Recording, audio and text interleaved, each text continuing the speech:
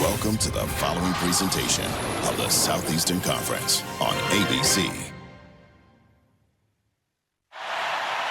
You're watching Rivalry Week, presented by Fairfield by Marriott. Welcome to the SEC on ABC, presented by Tums Gummy Bites.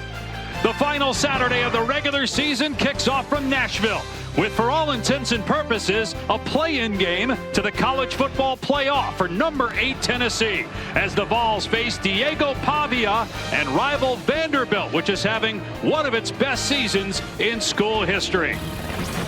Here's how Tennessee got here at 9-2, 5-2 in conference play. Early on, the Vols at 4-0 looked like a national title contender before stumbling at Arkansas and tumbling in the polls. Tennessee bounced back, though, with 3 straight come-from-behind wins over Alabama, Florida, and Kentucky before heading to Athens to face rival Georgia. The Volunteers lost that game, and then they were on the outside looking in to make the expanded 12-team playoff, but a win over UTEP last week, plus some help, that lifted the Volunteers back into the field, and they're ranked 8th heading into today. And welcome to the booth with Dusty Dvorak. I'm Dave Pash. Well, if you're wondering whether an expanded 12-team playoff will enhance the regular season, look no further, Dusty, than what we saw last night. Georgia beating Georgia Tech in 8 overtimes. Even if the Bulldogs lost, they'd have another chance to win the SEC championship next week and get the automatic bid. That's different here. Tennessee doesn't have that luxury. They will not be in Atlanta, so this is it. If they win today, they're likely in the college football playoff. A loss, they're in trouble. And they're playing a Vanderbilt team which has a win against Alabama and almost beat Texas. Major stakes here in Music City. And this Tennessee team leans on their running game. Dylan Sampson, one of the best running backs in all of college football. He's found the end zone 22 times this year, and that defense has been outstanding for Tim Banks. One of the best in all of college football. James Pierce has dominated defensive linemen, as you'll see, and they'll need to be good today because Diego Pavia, quite frankly, has been magical for this Vanderbilt offense, running the spread option. He leads all quarterbacks in the SEC in rushing yards, and he looks today to pull yet another major upset for his Vanderbilt football team. And he's been banged up, though, with the latest on his status for this game. Let's check in with a third member of our crew, Taylor McGregor. Dave, he's been dealing with a left groin injury that's really limited his mobility. Last week against LSU, he had just 5 rushing attempts after averaging nearly 15 in his previous games. He has had another week to heal up, and I was watching him in warm-ups. He had a huge smile on his face. He was running everywhere, and OC Tim Beck told me the initial reports are that he feels really good, but they told me he will not really know until he gets in game and see how that growing reacts. Another thing to pay attention to, Beck told me we will see backup quarterback Nate Johnson at some point in this game. And Pavia, Taylor, very animated in pregame, mic'd up on senior day. Drop me back 100 times and I'll win this game by myself. Get in here. Hey, I love y'all boys. It's coming off too fast. You ain't gonna get there. It's coming off too fast. Hey. Ball so hard, University right here. Win on me, win on 3, watch it. New Mexico, number 2, Diego Pavia. A very confident Pavia. Kickoff is coming up. This presentation of the SEC on ABC will continue after this message and a word from our ABC stations. From First Bank Stadium in Nashville, you're watching the SEC on ABC. About 80-20 in terms of Volunteer fans to Commodore fans in a Vanderbilt home game. Vandy trying to clinch its first winning season in 11 years. They're already going to a bowl game for the first time since 2018. Tennessee trying to get to 10 wins for the second time in 3 years and likely a spot in the college football playoff. Junior Sherrill on the kick return for Vanderbilt. And he's got some room past the 30-yard line. It's a foot race at midfield. Junior Sherrill going to take the opening kickoff back for a Vanderbilt touchdown.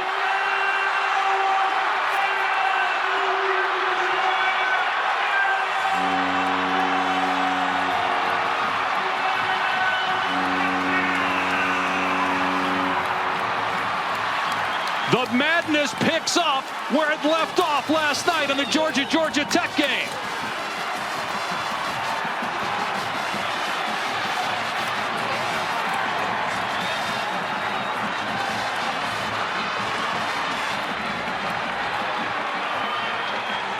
Junior Sherrill, kickoff return for a touchdown. 13 seconds in. First for Vanderbilt in 3 years. And the extra point makes it 7-0. Wow, what a start for Vanderbilt. The speed of Junior Sherrill, but how about the blocking out in front? Go ahead and freeze this, guys. Couple of key blocks right here. 44 gets one, 84 off the side. And then it's just speed from Junior Sherrill. Open grass out in front, picking them up, putting them down. What a start for Vanderbilt.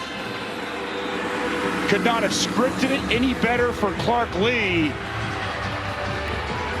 Junior Sherrill letting them know it's going to be a long day here in Nashville. Now, as mentioned, the first in 3 years for the Commodores. We wondered, with Tennessee playing a lot of night games this year, an 11 a.m. kickoff, how would the Vols handle this with all that's on the line? They've never been to the college football playoff, and they're down 7-zip. Peyton Lewis deep now for Tennessee, and Brock Taylor will put it away.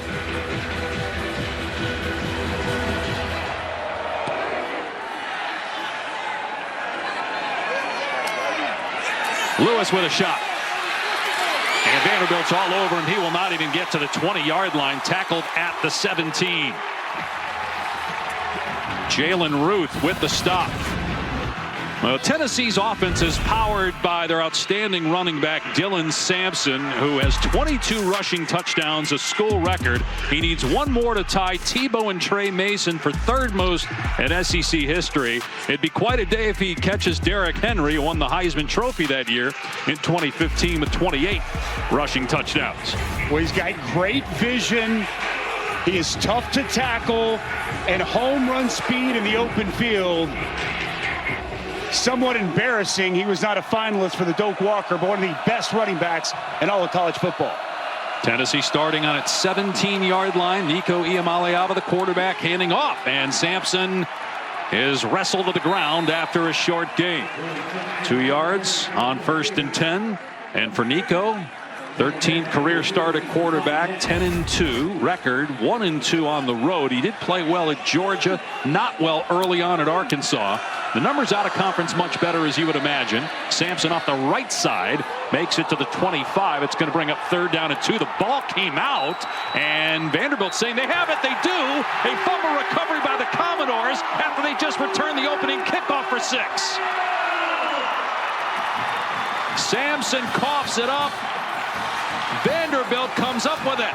Well, C.J. Taylor, the senior, in his final game here at home in Nashville, rips this football out. We call it getting the lawnmower going. Nick Rinaldi with the recovery. Defenders had Dylan Sampson pulled up. Watch C.J. Taylor come in and rip this football out. Excellent job. As he's being held up, he just yanks at that football, rips it away, and Vanderbilt on top. Incredible start after the kick return, and then the rip away and take away for their defense. Was that left leg down before the ball came out? Any part of the body other than the foot or the hand? But they're not going to review this further, it looks like. It is a takeaway.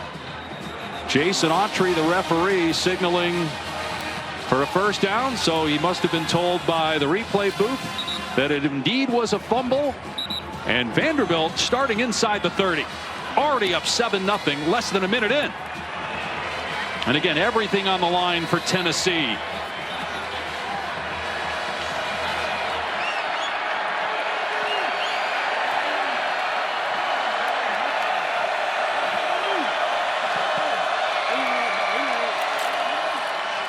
Cedric Alexander got the fake, and Pavia kept it to the 22. He had games against Virginia Tech that Vanderbilt won where he rushed for 26 times, 20 carries against Alabama, a season low 6 last week against LSU. And as Taylor mentioned at the top, not 100% in that game. A carry here on 1st down. He's going to give this offense everything he has. Knows this offense inside and out from New Mexico State. Spread option, tough, gritty, confident player in Pavia.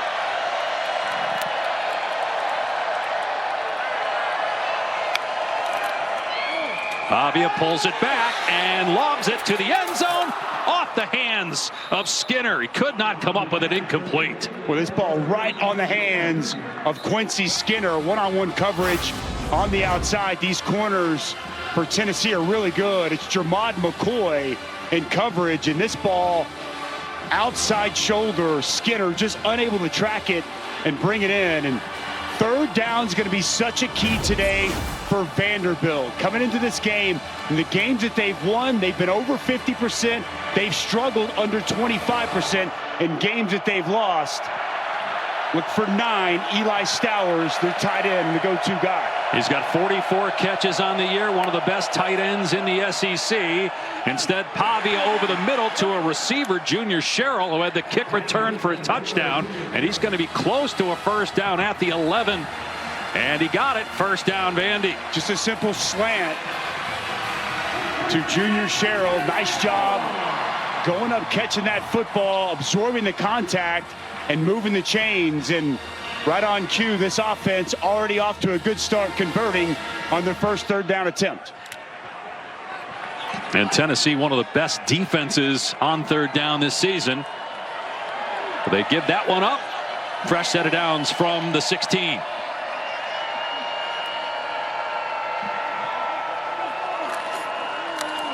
Monty Jones gets the carry. And a gain of 2.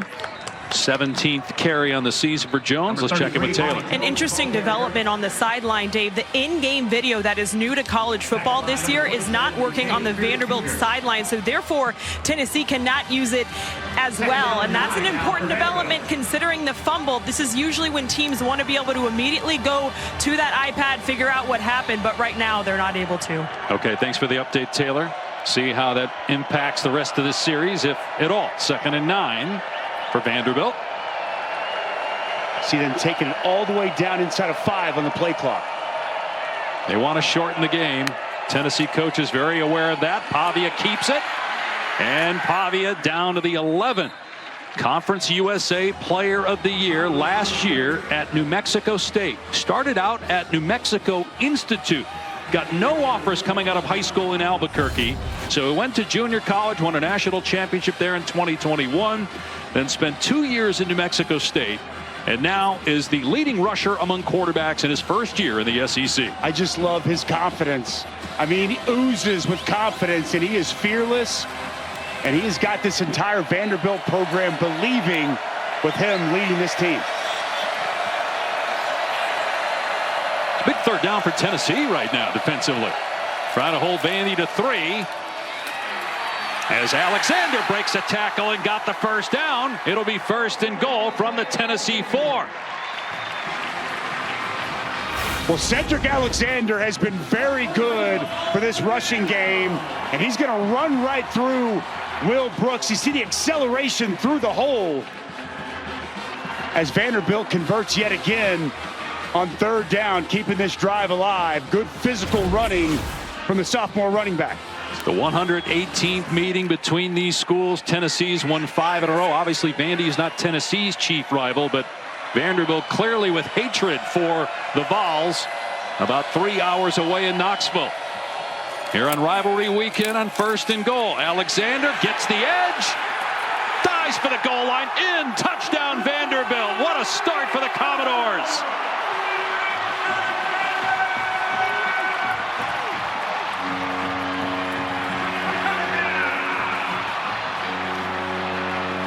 How many people saw this coming? Less than 5 minutes into the game, it's already 13-0. Well, one thing about Cedric Alexander, he's bouncy. Watch James Pierce, one of the best defensive ends in college football. He's unable to set that edge, and Alexander able to bounce outside. Good blocking on the perimeter from Quincy Skinner. But with the vision and ability to bounce from Cedric Alexander, it's going to be a key that these edge players of Tennessee hold up and are firm.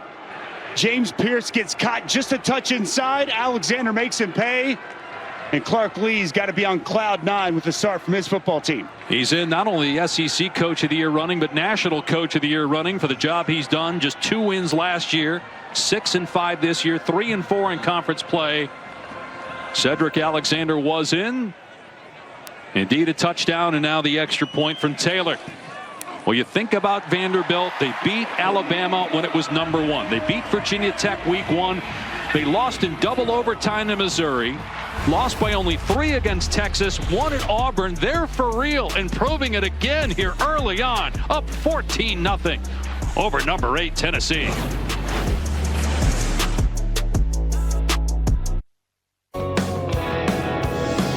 Championship weekend begins next Friday.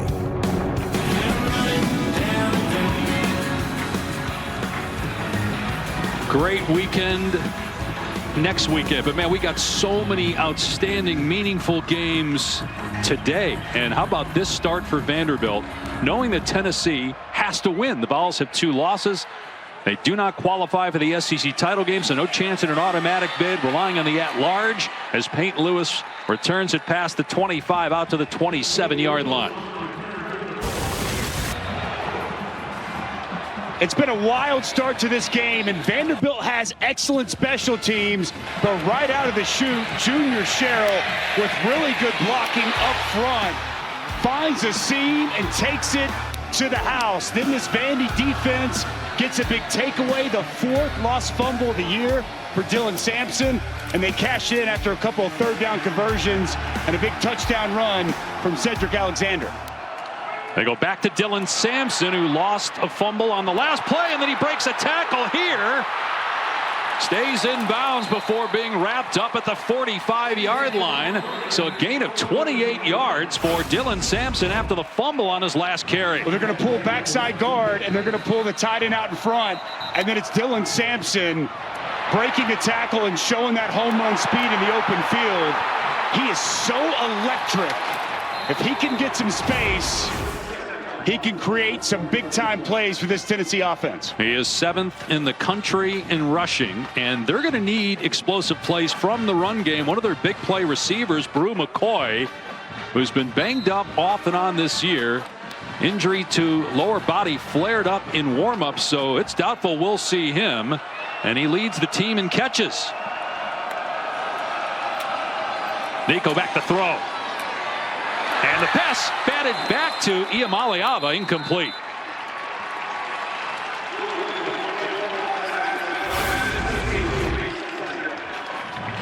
Well, it's a nice job here by Coley. He's just going to read the eyes of the quarterback, Nico Iamaleava. Get right in that throwing lane, get up. He almost caught that, Dave. Collie, a transfer from Notre Dame as a penalty marker is down. Movement by Tennessee. 5-yard penalty, remains 2nd down. Lance Hurd, the left tackle.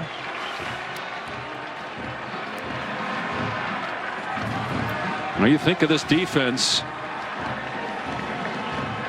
And being coordinated by the head coach, Clark Lee, who called the defense when he was at Notre Dame, went to a couple of college football playoffs there. It's his first year calling the defense in year 4 as a head coach at Vandy.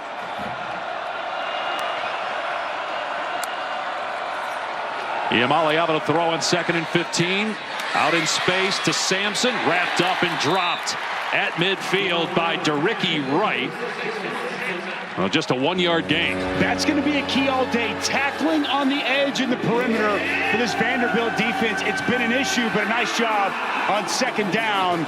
See if Clark Lee dials up a pressure and tries to get the freshman quarterback uncomfortable on this 3rd and long.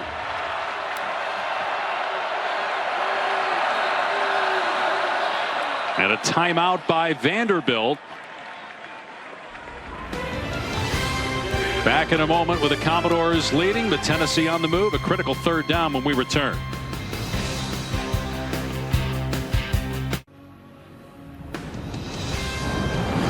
ABC College Football is presented by Tums Gummy Bites. Get fast relief of occasional heartburn. Use as directed.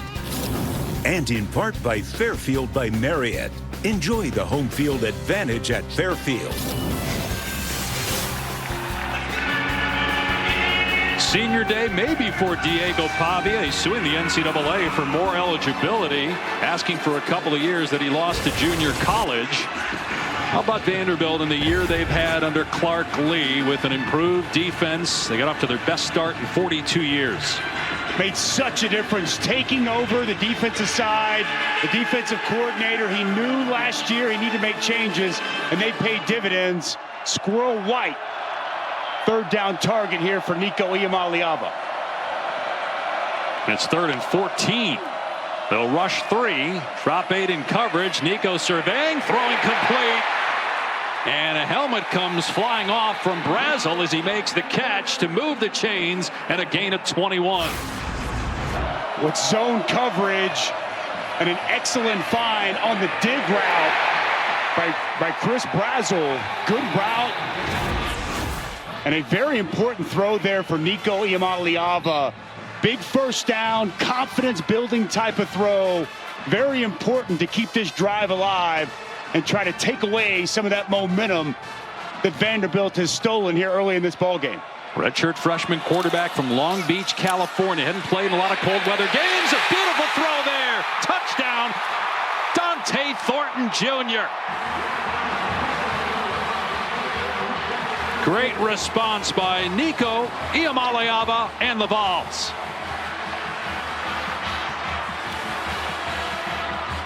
Well, this is what being able to run the football Dylan Sampson does. It's going to get this safety to come downhill, and it's going to open up this post for Thornton in the middle of the field. This is like stealing.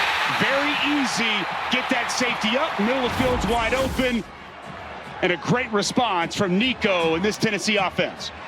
5th touchdown catch on the year for Thornton. The extra point from Gilbert makes it 14-7. Well, it was a slow start for Tennessee out of the block. The offense needed what they did. We got a big-time game here in the Music City.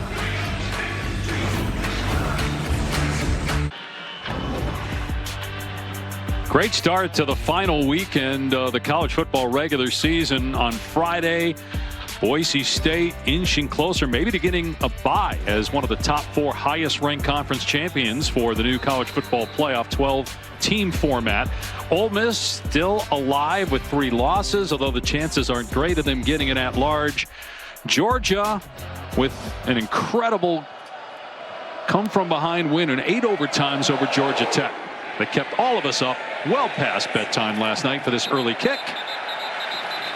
Time now for Dusty's defensive dude. Some of the great players we'll see today. Absolutely, one of the best pass rushers in all of college football, and James Pierce. His first step explosiveness, the natural bend he has. I think he's one of the absolute best defensive players in the country. And Randon Fontenette, he has been excellent coming off the edge, the versatility he provides in the run game, in the cover game. Both of these guys have been stellar. James Pierce, we'll see what kind of impact he can have on this football game. It's a different kind of offense. Not always going to be asked to pin his ears back and rush the passer. They're going to have to be smart and disciplined against this option in Diego Pavia. Tennessee back in the game after picking up a 3rd down and 14. Pavia dumping it out to Sherrill, who had the kick return for a touchdown, and he's thrown down back at the 27-yard line by Christian Harrison. Really nice job defending the perimeter, trying to get that screen set up and utilize the speed of Sherrill.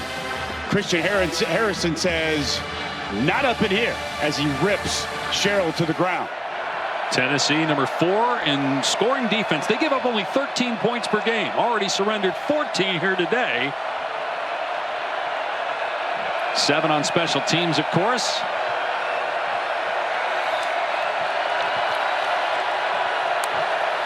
Pavia to throw on 2nd and long, and the ball tipped and incomplete. Joshua Josephs does not get the publicity that James Pierce does, but very talented. He is excellent and really good with his hands. Nice job here, shutting the rush down, identifying when Pavia is going to throw the football, creating that pass breakup.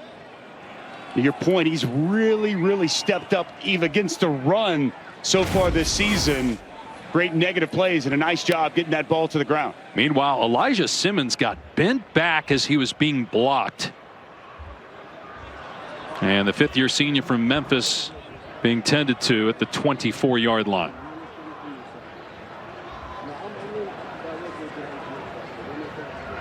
Well, the defensive line for Tennessee, excellent. They've got a lot of great players on defense, but they go really deep, as you see Simmons really frustrated with the injury as Josh Heupel comes onto the field to check on his vet. You hate to see that for Elijah Simmons. Just part of this great depth and rotation that they have here at Tennessee. Working on the inside, trying to push the pocket. Tough to tell exactly what happened there. Yeah, you saw him get bent back, but you wonder, you know, was there a non-contact injury to his lower leg before, as he's going to try to, with help, get to the sideline. It's one of the deepest defensive lines in all of college football, and it's been by design for Tim Banks. And Elijah Simmons been a key cog in that rotation all throughout the course of the year. Hope that he's going to be okay. And look at that, 11 players with 100+ snaps just on the D line. And Tim Banks, a Broyles Award nominee again for the top assistant coach in college football. It's the third time that he's been a nominee in his fourth year now as the defensive coordinator at Tennessee. Meanwhile, it's a 3rd down and 8, so momentum has shifted a little bit with Tennessee scoring on a 28-yard touchdown pass by Nico to Dante Thornton, and now the Tennessee defense looking to get the ball back to the redshirt freshman quarterback. Well, touched on James Pierce earlier. This is a situation where he can pin his ears back and he can come after the quarterback, moving around, trying to make them identify where he's coming from. He'll be up top at the top of your screen right here. He's got Joshua Josephs next to him, standing up.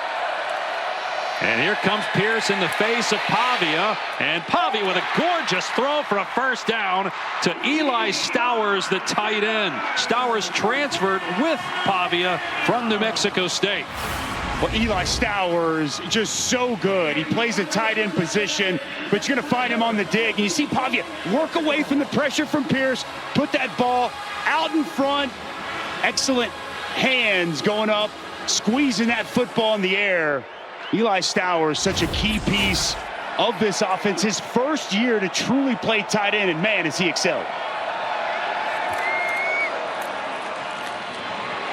Pavia pitching it at the last second. Nice catch by Alexander, and close to a first down. Well, back to your point on Stowers, he was a quarterback initially at Texas A&M before shifting to tight end, and actually battled Pavia for the quarterback job at New Mexico State. Yeah, he was the backup quarterback a year ago, but also played tight end. Nobody accounts for the pitch man and Alexander. Good decision by Pavia as Harrison came to the quarterback. Nobody there to account for Alexander, and a nice chunk run on the option pitch. So they get the first down in Tennessee territory.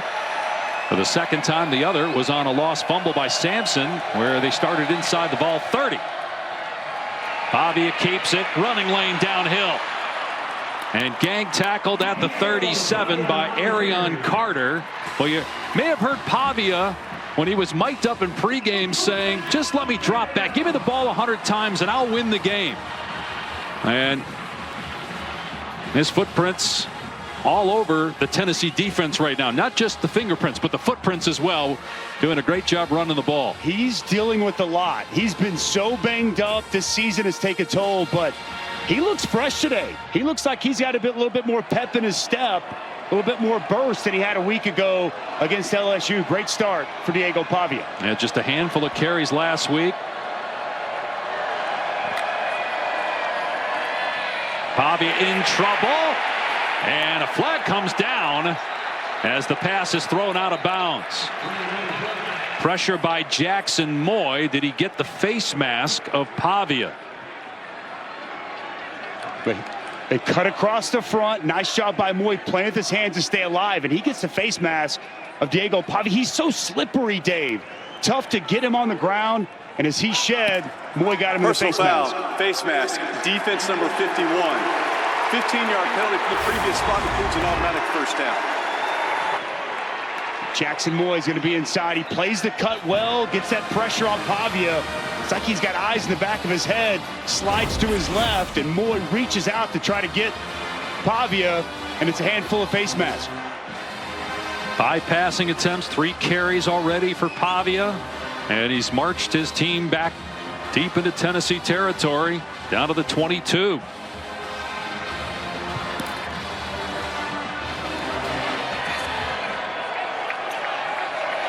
Two-time SEC Offensive Player of the Week in his first season in this league. And Pavia going to hand it off to Cedric Alexander, who's dropped by Jermod McCoy. But it's about 5 or 6 yards again on first down. Don't forget, we got the Iron Bowl following us on ABC, and then a spot against Georgia in the SEC title game will be decided tonight. It'll either be Texas or Texas A&M going to Atlanta. What a day of college football. We saw it last night. We saw it even go back to Thursday with Memphis upsetting Tulane, and today Iron Bowl, Texas A&M, that rivalry rekindled. Unbelievable the way this season has played out, and so much on the line here this final week of the regular season. Alexander running behind Fisher, the fullback, and he powers forward for about 3 to the 14. Third down.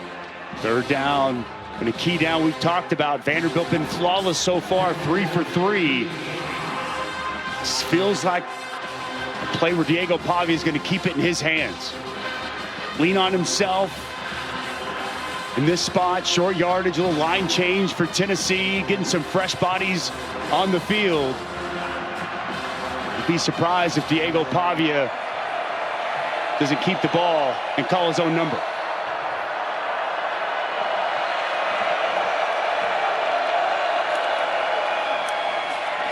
Pavia on the run, being chased, and dumps it off at the last second, but incomplete.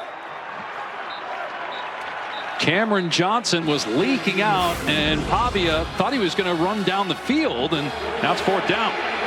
Well, they want to boot him out, get him on the edge. It's well defended outside, and nowhere to go with the football. This is the right call here by Clark Lee to take the points and try to confirm this field goal. He's got a very good kicker, and Brock Taylor try to regain that 2-score lead and cash in on this excellent drive from Vanderbilt. But meanwhile, big mistake by Cameron Johnson. Pavia wasn't happy with him. He wondered why he ran out of bounds. He was wide open. Pavia made a great play to set him up, but Johnson not sure where he was on the field. 32-yard attempt here.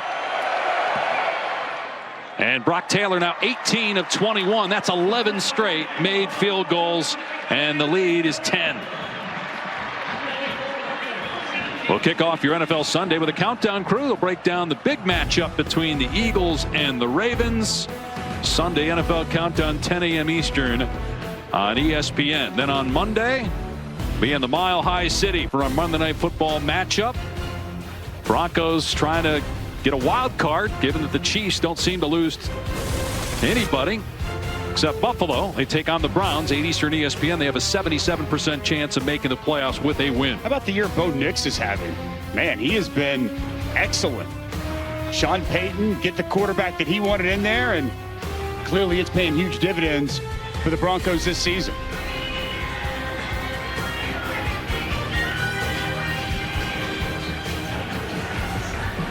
Full house here in Nashville, but mostly fans from Knoxville. 180 miles on I-40 separate these two schools.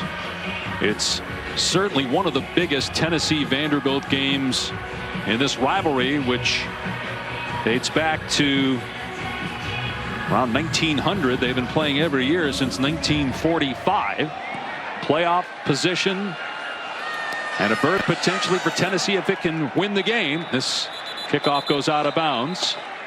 So it's going to be great starting field position here for the Vols. Time now for Built for Success, presented by Ram Trucks.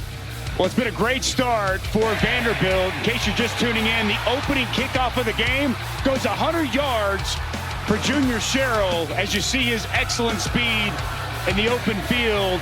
Next possession, Dylan Sampson, one of the best running backs in the country. Ball's on the ground, ripped out by C.J. Taylor, punched in on the ensuing possession by Cedric Alexander. And now Vanderbilt cashes in on this pass drive with a field goal.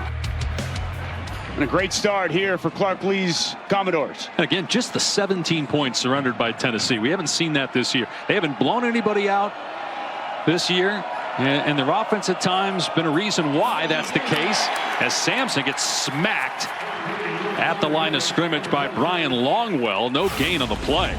Well, Brian Longwell, they're dialing it up right now. Aggressiveness, as you're going to see from Clark Lee. Safeties coming down, linebackers coming down. Nice negative play by the sophomore linebacker. Tennessee going with tempo. Nico back to throw. Everybody covered. Iamaleava taking off, stays in bounds, and then gets drilled by Longwell out of play, close to a first down. Gain of 9 for Nico. I like the decision by Nico, though. I thought last week there was a couple of third downs that he elected to use his athleticism with nothing down the field. There was nothing there initially, and it's a quality pickup, setting up 3rd and short. Peyton Lewis in the backfield. The true freshman running back. He's got great size and a downhill runner. They lean on the rushing attack with multiple tight ends in the backfield.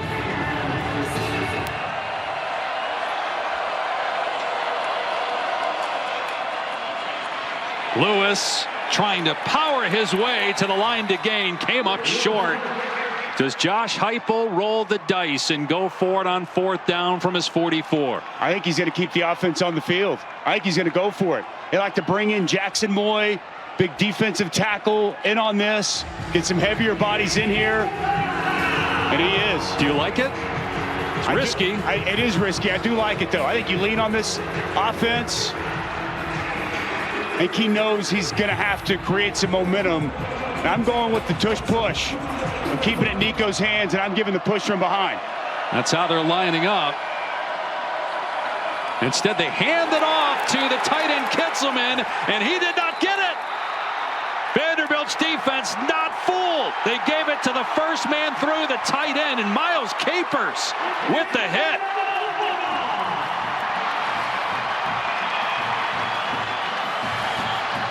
Wow. Wow. Demarion Thomas, the big defensive tackle. He's every bit of 334. Watch him just win inside on Cooper Mays. Right at the point of attack. Gets in that A gap, and he stands up Miles Kitzelman for a huge 4th down stop. I thought they would have just gone with the quarterback sneak, push from behind. They give it to the fullback, and a flex from Demarion Thomas. So Tennessee gives up a kick return for a touchdown to start the game. Then a fumble inside of its 30. Now a turnover on downs at the 45. And Vanderbilt takes over, up 10 late in the first quarter.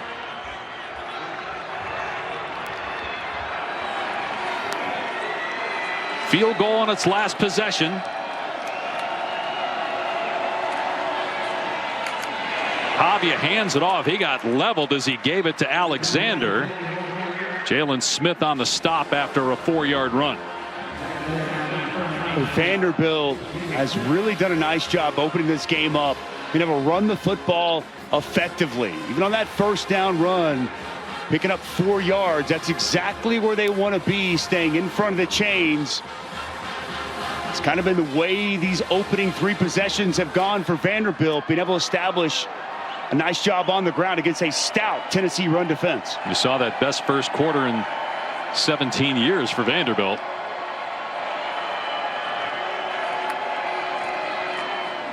Alexander again. And close to a first down. Carter was there first for the Vols. He is going to be short, 3rd down. It's good blocking up front. See the center, Xavier Castillo. Open pave a path. Fullbacks getting involved. Gabe Fisher. I like the hesitation as well from Alexander. And then you see the burst to finish off the run.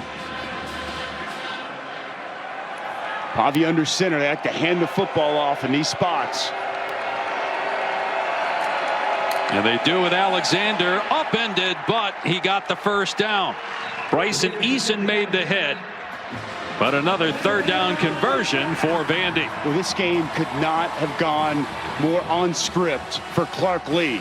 Really impacting the game in all three phases here so far with the teams, special teams, the defense, and the offense right on script. Third down is going to be a huge key. They're now 4 of 5. And they continue to wind this game clock, the play clock down every single time to continue to shrink this game the best they possibly can. Tennessee coaches said we know we're only going to get 8 or 9 possessions offensively. Can't get behind. Chase Gillespie, the ball carrier, down to the 28. He becomes, along with Monty Jones, the backups to Cedric Alexander, with A.J. Newberry, very talented running back, injured in practice this week, not available for this game. Vanderbilt on the move, looking to add to a 10-point lead after one. This presentation of the SEC on ABC will continue after this message and a word from our ABC stations.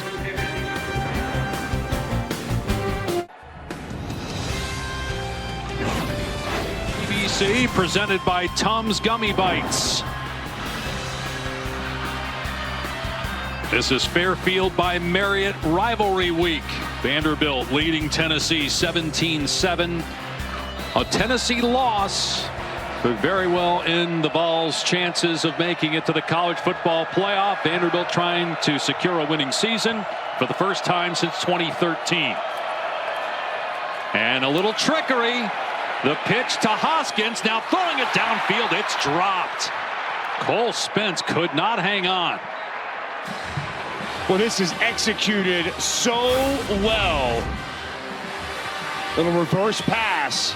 You're going to see it start here, and it's going to work over here. And they're just going to leak out the tight end. And Cole Spence unable to bring this in. Really well dialed up. Hoskins put it low, and Spence unable to go down and make the catch. So now 3rd down and 7. Vanderbilt 4 of 5 on 3rd down. That's why time of possession is 12-3 in terms of minutes, favoring Vanderbilt. And Pavia into single coverage, juggled, and it was picked off on the redirection. Intercepted by Jermod McCoy. On the throw to Sherrill. What a play by McCoy, his 4th interception. Well, Jermod McCoy has been sensational all year for this Tennessee defense. He was a Thorpe semifinalist, which goes for the best defensive back in the country. And it's just one-on-one outside with Junior Sherrill. They both go up for the football. And Jermod McCoy, off the deflection, flips over, and that ball hits him right in the chest. That's incredible concentration and a massive takeaway for Tennessee. Vanderbilt does not turn the ball over. They have the fewest giveaways in the SEC. That's just the 4th interception thrown by Pavia. And obviously, as we just showed you, because of an incredible play by the DB. 1st down on the 20 after the touchback. Play action. And now Nico taking a shot downfield. It's underthrown and picked off. Back at the 35-yard line. Martell Height comes up with the interception, and now penalty flags come flying in post whistle.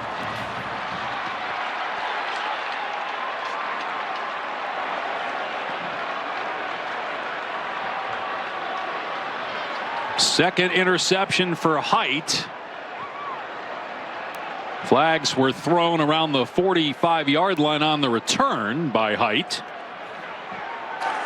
Really on the field is an interception for a 1st down by Vanderbilt. After the play, personal foul, intercepting team number 6. The 15-yard penalty will be assessed to the dead ball spot. 1st down, Vanderbilt. So Colby Taylor called for a penalty, but it will be Vanderbilt ball. Well, there's no safety over the top. It's just one-on-one outside. Clean pocket for Nico, and he just underthrows this football, and he allows Height to make a huge play and get the ball back for his offense. But Dante Thornton one of the best deep ball threats in all of college football. He's behind the coverage.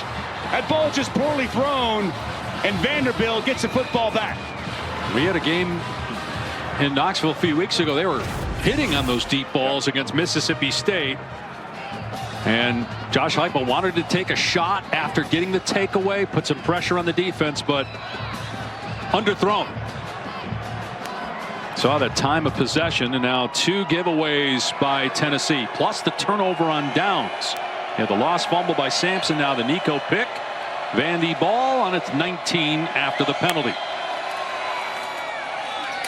Straight ahead, Alexander dropped by Arion Carter. Was checking with Taylor. Immediately after that last play, Dante Thornton Jr. came to the sideline in visible pain. They're now checking out his right knee, the outside of his right knee. And remember, guys, Brew McCoy also unavailable here today. So all of a sudden, Tennessee's receiving core is seemingly depleted. Yeah, and Squirrel White has not been targeted. Brazel has a catch. We have not seen McCoy yet, listed as doubtful. Re-injuring in warm-ups, lower body situation.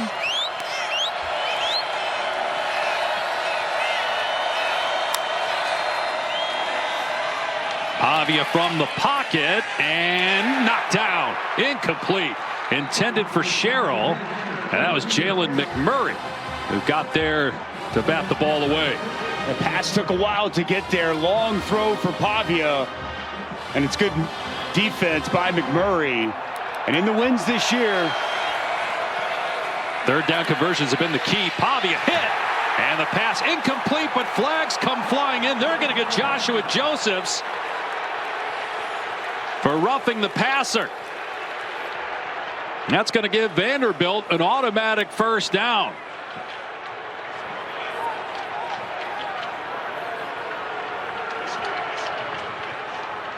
Josh Heupel wants an explanation. Roughing the passer, defense number 19 for a second act, driving the quarterback into the ground. 15-yard penalty from the previous spot, includes an automatic first down. And that's the difference. It's into the ground. Joshua Josephs is fine initially. He's in good position on his rush, head to the side. It's at the end as he's got Pavia in the air, and then the thrust into the ground. And that's tough. I've been there as a defensive player. It's so hard as a defensive lineman. You know, you putting everything you have into getting the quarterback to the ground. They just continue to protect quarterbacks, and when you thrust into the ground, Dave, it's going to draw the flag. And so a first down via penalty. We just showed you that third down conversion graphic. They get one because of the roughing the passer, and now might be a free play because of an offside. Pavia stacked up, led by Omari Thomas and Pierce. Offside, defense number 21. 5-yard So penalty. Thomas was offside, down. and James Pierce getting into it a little bit with Omari Thomas. So the two teammates arguing a little bit there. Let's bring in Bill Lamagna for that. Curious, Bill, your thoughts on the last hit by Joshua Josephs and whether that was the right call. You know, it's an adjustment I have to make because when I was on the field, and it's been 10 years, that was a legal hit.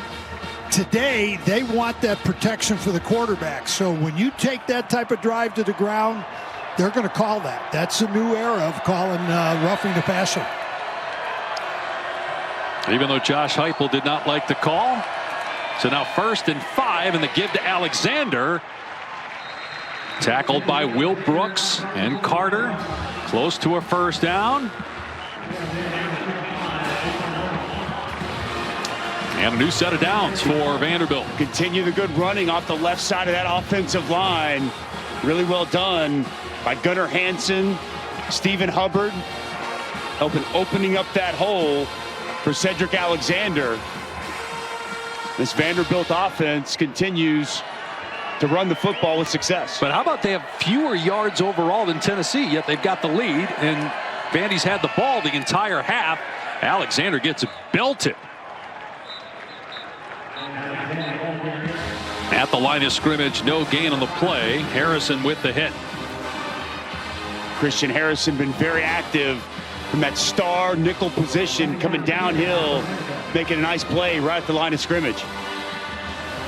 You see a line change once again for Tennessee. You're going to see them rotate in a lot of different guys. And Vanderbilt, no rush. Change their personnel groupings quite a bit. It allows Tennessee the opportunity to get fresh bodies on that defensive line. Play 26 coming up of the day. 2-1 run to pass ratio for Vandy. Diego Pavia back to throw. Over the middle, incomplete. Trying to hit Alexander out of the backfield with a linebacker Carter in coverage. It'll be 3rd and 10. Arion Carter has been really good for this defense, both against the run and the pass. Good coverage on Alexander, setting up this 3rd and long situation. Tennessee will not play in the SEC championship game next week. It's going to be Georgia against either Texas or Texas A&M. That game tonight, by the way. Longhorns Aggies meeting for the first time since 2011. So Tennessee has to rely on an at-large bid. A loss, you'd have to think, eliminates them. A win, they're likely into the college football playoff. Pavia back to throw on 3rd and long. In trouble, steps up, gets away from Josephs. And Pavia tucking, staying in bounds. And the ball came out, but he's ruled down, close to a 1st down. Going to be 4th down and about 1.5 yards. And the offense staying on the field. And that's some of that Pavia magic. You see him making something out of nothing.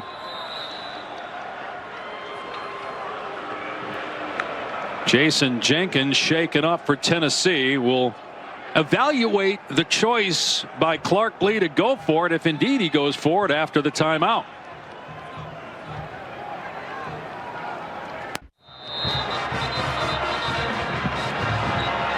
So it looked like the ball should be closer to the 45, but they're spotting it at the 46. 4th and 2. Do you like the decision to go for it? No surprise whatsoever. Clark Lee came to win this football game right around midfield. I think there's no doubt he's going to put the ball in his quarterback's hands and try to keep this drive alive.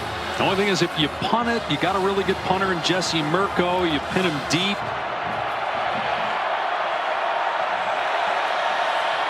Pavia hiding the ball, and now in trouble. And he did not get anywhere near back to the line of scrimmage. Will Brooks and Arion Carter all over it. They were trying to catch the defense off guard, off play action, with Pavia holding the ball down near his leg, but Tennessee was not fooled. Well, they wanted to go to Eli Stowers outside, the tight end. And to your point, Dave, nobody was fooled. Watch the coverage outside. He's going to try to just sneak out here, and the coverage is perfect and pristine. Pavia, it's only a 1-receiver route, so he's got no other option. As he realizes his man's covered, he tries to tuck it and go, but it's extremely well defended by Tennessee. Huge stop for the Vols defense. Again, if you punt, you pin Tennessee back deep. They just turned the ball over for the 2nd time on the last possession. Now the Vols take over near midfield. And here's Sampson running left, making the first defender miss, and gets 8 yards. Let's go to the studio and check in with Kevin. Dave, time now for our All-State check-in. Number 2, Ohio State hosting Michigan. And Dan, Will Howard picked off here by Amir Hall. Yeah, well late on the outbreaking route towards the sideline. Beautiful job by Hall squatting on it and then finding a way to punch that in. Michigan up 7-3. Howard right now is in the medical tent. Back to Dave, Dusty, and Taylor. Okay, first of all, incomplete pass on the field, but that's a shocker. If somehow Michigan wins that game, what that would do to what we assumed was that Ohio State was in the college football playoff. It would be insane, and what it would do for the psyche of Ryan Day. I don't even want to go there. A lot of football left. A lot of football left in that game, but that would be jarring and really shake things up with the college football playoff. Close pass on the sidelines right there, ruled incomplete. And so would this, if this score holds up, because Tennessee's at 3 losses. You'd have to think even Alabama, South Carolina, Ole Miss, perhaps even A&M, if they can beat Texas, those teams maybe come back into the mix to get in as an at-large. Ruling on the field, incomplete pass. They're taking a look. Back in a moment.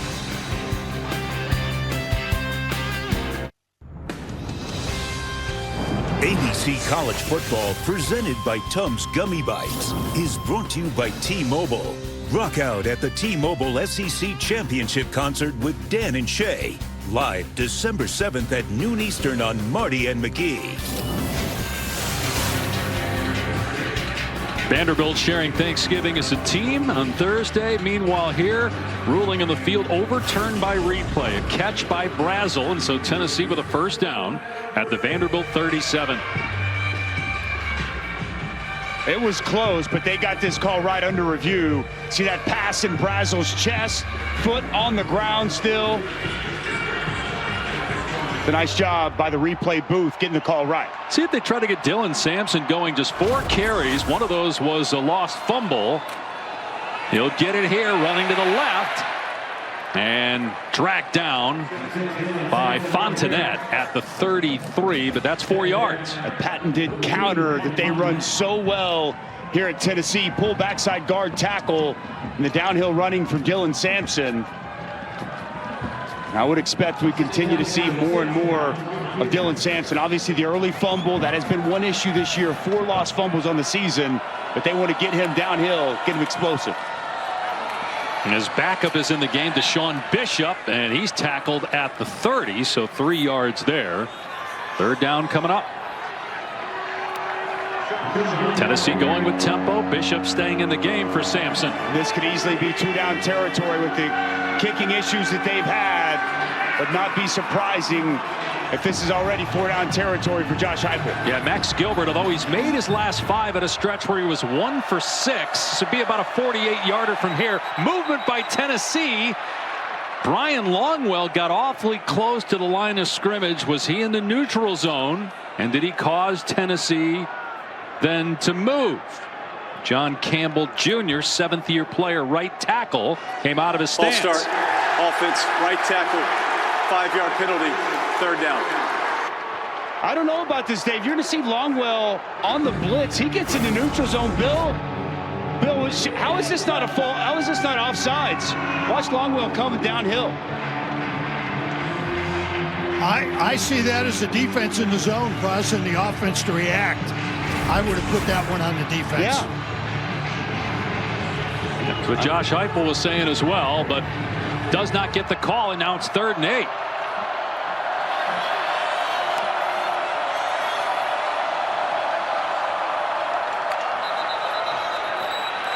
And another penalty flag down. False start, offense number 18, 5-yard penalty, remains 3rd down. That's on Deshaun Bishop. You could kind of see him leaning forward in the backfield. That's 3rd and 13. They're bringing pressure off the edge. Brandon Fontenette was coming off the edge, and I think it got the attention of Deshaun Bishop. Just a little bit of movement. What I thought should have been an automatic first down on the offside. Now you're sitting here at 3rd and 13. In Tennessee, penalties have been a killer. They're 122nd in the country. Gonna just keep it on the ground with Bishop here. And he's down to the 32. It'd be about a 50-yard field goal from here, or it's 4th and 7, and Tennessee will kick. A little surprised to see the kick there. Whenever he called that run, I was expecting that they were going to go ahead and go for it on 4th down. We talked with Coach yesterday about Max Gilbert. He said right around 50 is about their limit. This is pushing the limit with his distance. He's 2 for 5 on field goals of 50 yards or longer.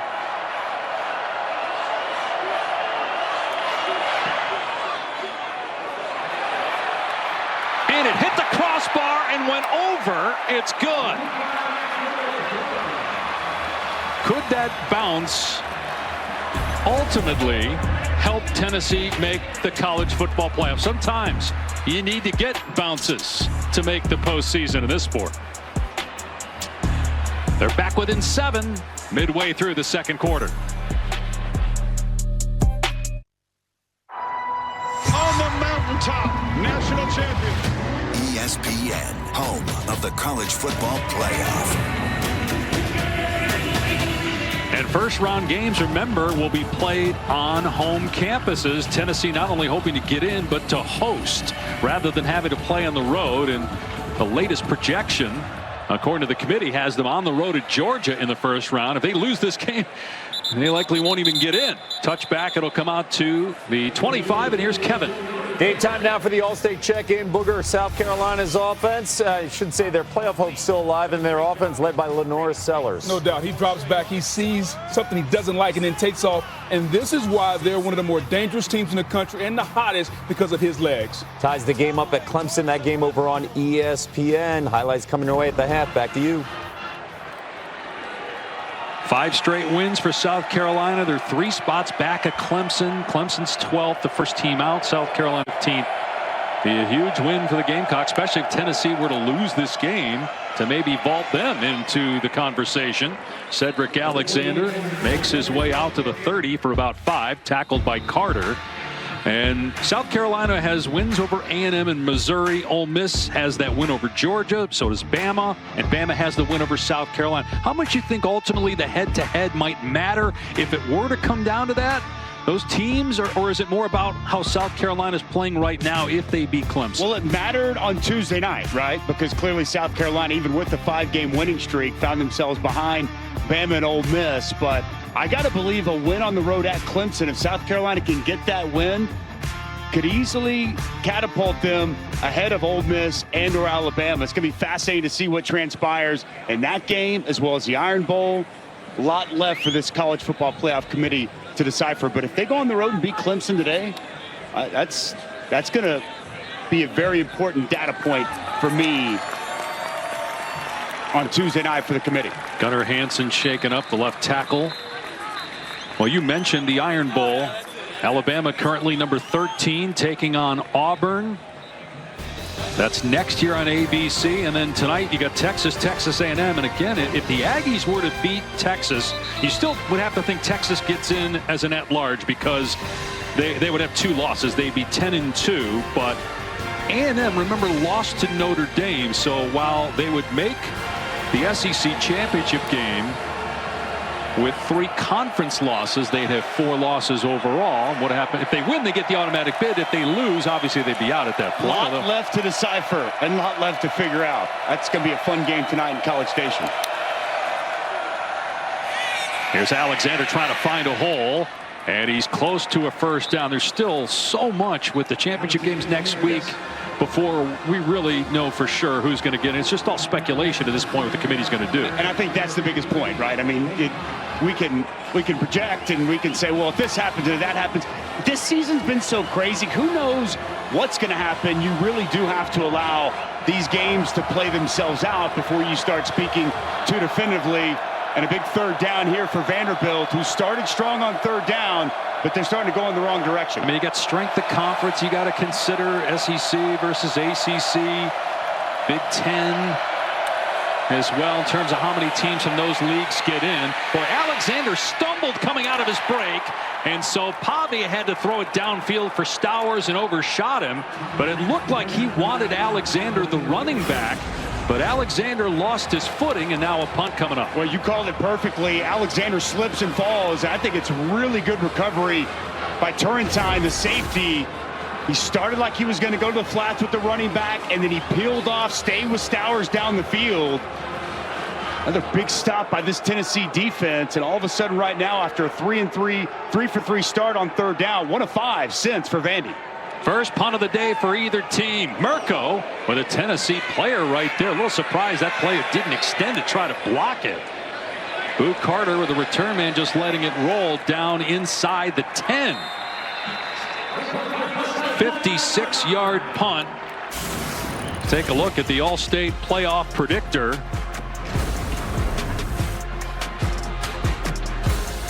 So with the win, Tennessee's in 97%. With a loss, just a 9% chance of getting in. Yeah, it sure feels like this is a win and you're in scenario for Tennessee here today. Again, nothing is official, nothing is a guarantee, but it would be shocking if Tennessee wins this game here today, finishes 10-2, and given where they currently sit, are not in the college football playoff.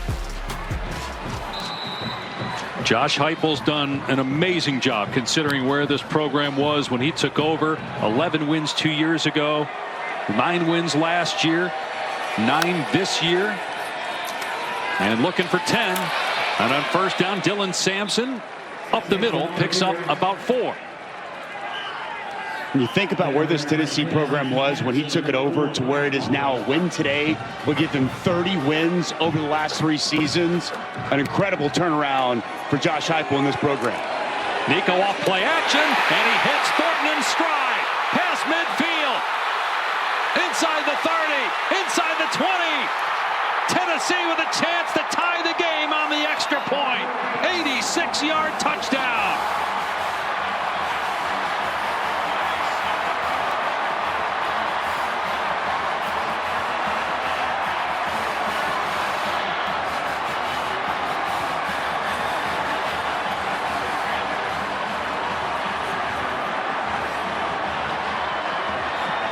Nico's second touchdown pass, both to Thornton.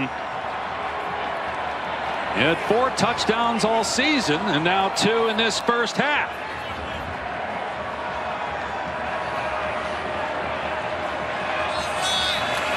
Vanderbilt led 14-0. Less than 5 minutes gone by. It's now tied, 6:38 to go in the half. Well, it's about the play-action pass, one of the most play-action pass teams in the country, and you're going to see Ricky Wright, the safety, come up. Then, just like we saw earlier, just a simple post, and he's working on a true freshman and Jalen Lackey. Jalen Lackey is behind Dante Thornton, and that is a bad place to be for an explosive playmaker like Dante Thornton. And then he picks him up, puts him down, and takes it to the house. One of the most explosive big play wide receivers in the country ties this game up with a massive Tennessee touchdown. No Brew McCoy. Thornton banged up earlier, back out there, gets the big play. Got an injured Tennessee Vol lineman after the point after. Can't get a number on that just yet. Don't want to speculate until we see for sure. But all the momentum now shifting back to the Vols. And talking with Josh Heupel yesterday, he said, we haven't talked about the playoff really.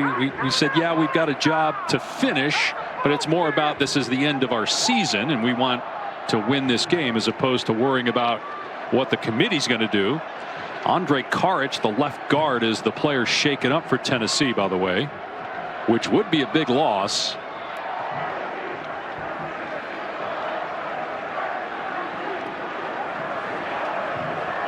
Wins over Oklahoma, Alabama, Florida in overtime. The 2 losses were against Arkansas and Georgia. They didn't play A&M, Mizzou, South Carolina, or LSU. And one thing Josh told us, we talked to him last night, he said his message to the team, everyone starts something, but few get to finish it. And they've got an opportunity to finish this season and achieve the goals they had before the season of making the college football playoff. It's just a remarkable job that he's done there in Knoxville, Tennessee. And the resurgence of this program has been very, very impressive to watch under the guidance of Josh Heupel. And the last SEC title game appearance was back in 2007. The last championship was back in '98 when they also won the national title. They have not been to the college football playoff yet. Heupel's out there. Saw Karic motioning to his excuse me, that's Umarov, the backup right guard that's shaken up there. But you think about going into this year, people thought Tennessee could be a national title contender, and then a lot of people were left wondering what went wrong with the offense a couple times this year, getting down at halftime 3 different times and having to come back to win, needing overtime against Florida. Kentucky was struggling when Tennessee played them, and the offense just couldn't get going. But it finally maybe got unlocked here this quarter. Well, we've seen the times this year. I thought first half against Georgia, Nico was playing really well. The Bulldogs had answers for him. In the second half, he got to a slow start a week ago, and then he sped up. And when you can get that running game going and make a defense respect it, it sets up the play action and the explosive plays. Here's Sherrill, and he gets drilled out of bounds. That's one way to keep him from returning it again. Just pin him on the sideline there with no running room. Little extracurricular activity over on the Tennessee bench. And again, not shockingly, you look at non-conference play, and the numbers are not going to be as good. But Again, the first half woes have been really offensively the issue this year in conference play, and it looked like that was going to be the case again here today. For what they've overcome to tie this thing up, he gave up a kick return, multiple turnovers, a turnover on downs, and to find yourself sitting here 17 apiece. Been a resilient effort here in the first half from Tennessee.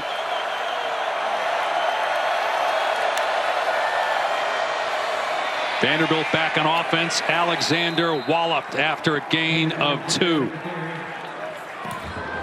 Tennessee coming downhill now. And that was Boo Carter with the big hit. Diego Pavia as a passer has really had no success today. Just 3 of 10 for 23 yards. The interception in the end zone. You're going to have to find a way to get something going in the passing game, and for Diego Pavia to have some success down the field.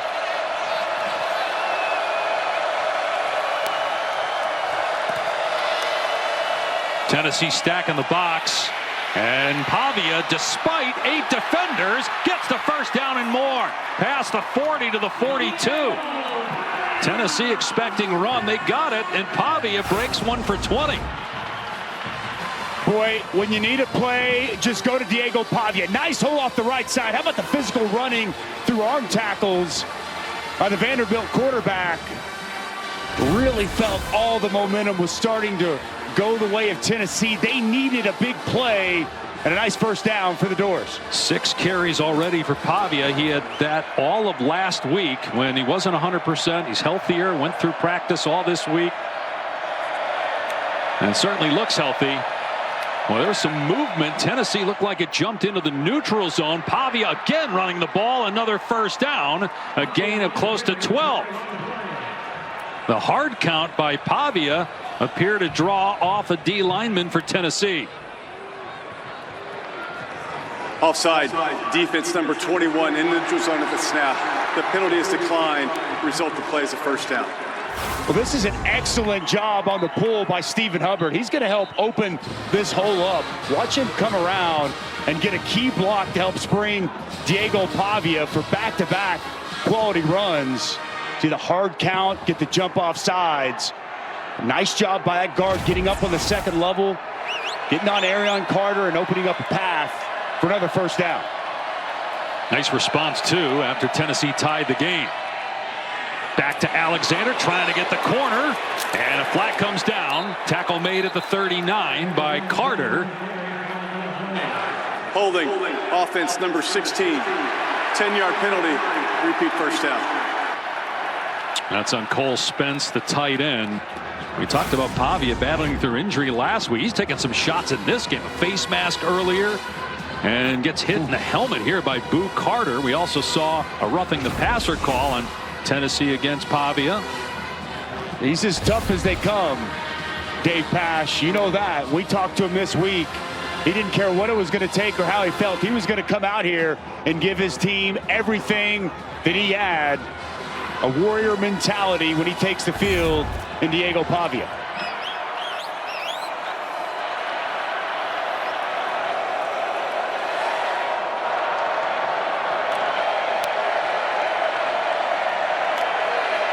Pavia on 1st and 20, looking to throw. The ball is tipped and almost intercepted on the redirection by Brooks. Let's check in with Taylor. An injury update on the offensive line. Gunnar Hansen, left tackle, is being evaluated in the tent. Moments ago, he came out, and currently they have Cade McConnell in at left tackle. But this is an offensive line that does not have a ton of depth, so any injury there is troubling for the Doors. All right, and Taylor's mic went out there at the beginning. She was talking about Gunnar Hansen, who was hurt on that last possession for Vanderbilt. 2nd and 20. Tennessee brings some heat. They're showing it here.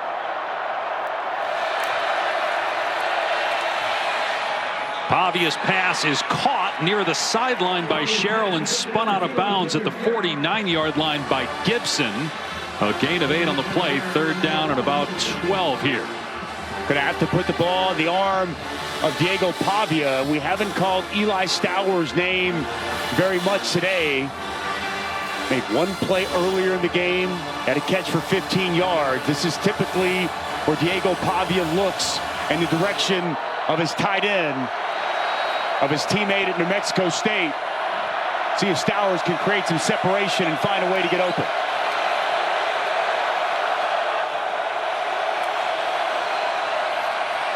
Pavia in trouble, hit and sacked back at the 43. Josephs was there first. Norman Lott on the cleanup, and Vandy has to punt. Well, this is an excellent game up front. It's going to be with Omar Norman Lott. We call this a tech stunt. Tackle first, the end's going to come underneath, and it's extremely well executed. The tackle gets vertical. He gets that guard's attention, and then you see the excellent looper there inside by Joshua Josephs. Uses hands well, gets to Diego Pavia, and a big third down sack and another stop for Tennessee. Second straight punt for Mirko. And the true freshman, Boo Carter, lets it bounce inside the 10. And Vandy will down it at the 4. 51-yard punt, and the ball's backed up. They have all their timeouts and the official 2-minute timeout. 2:41 left in the half. Our Week 14 SEC Network football lineup rolls on today.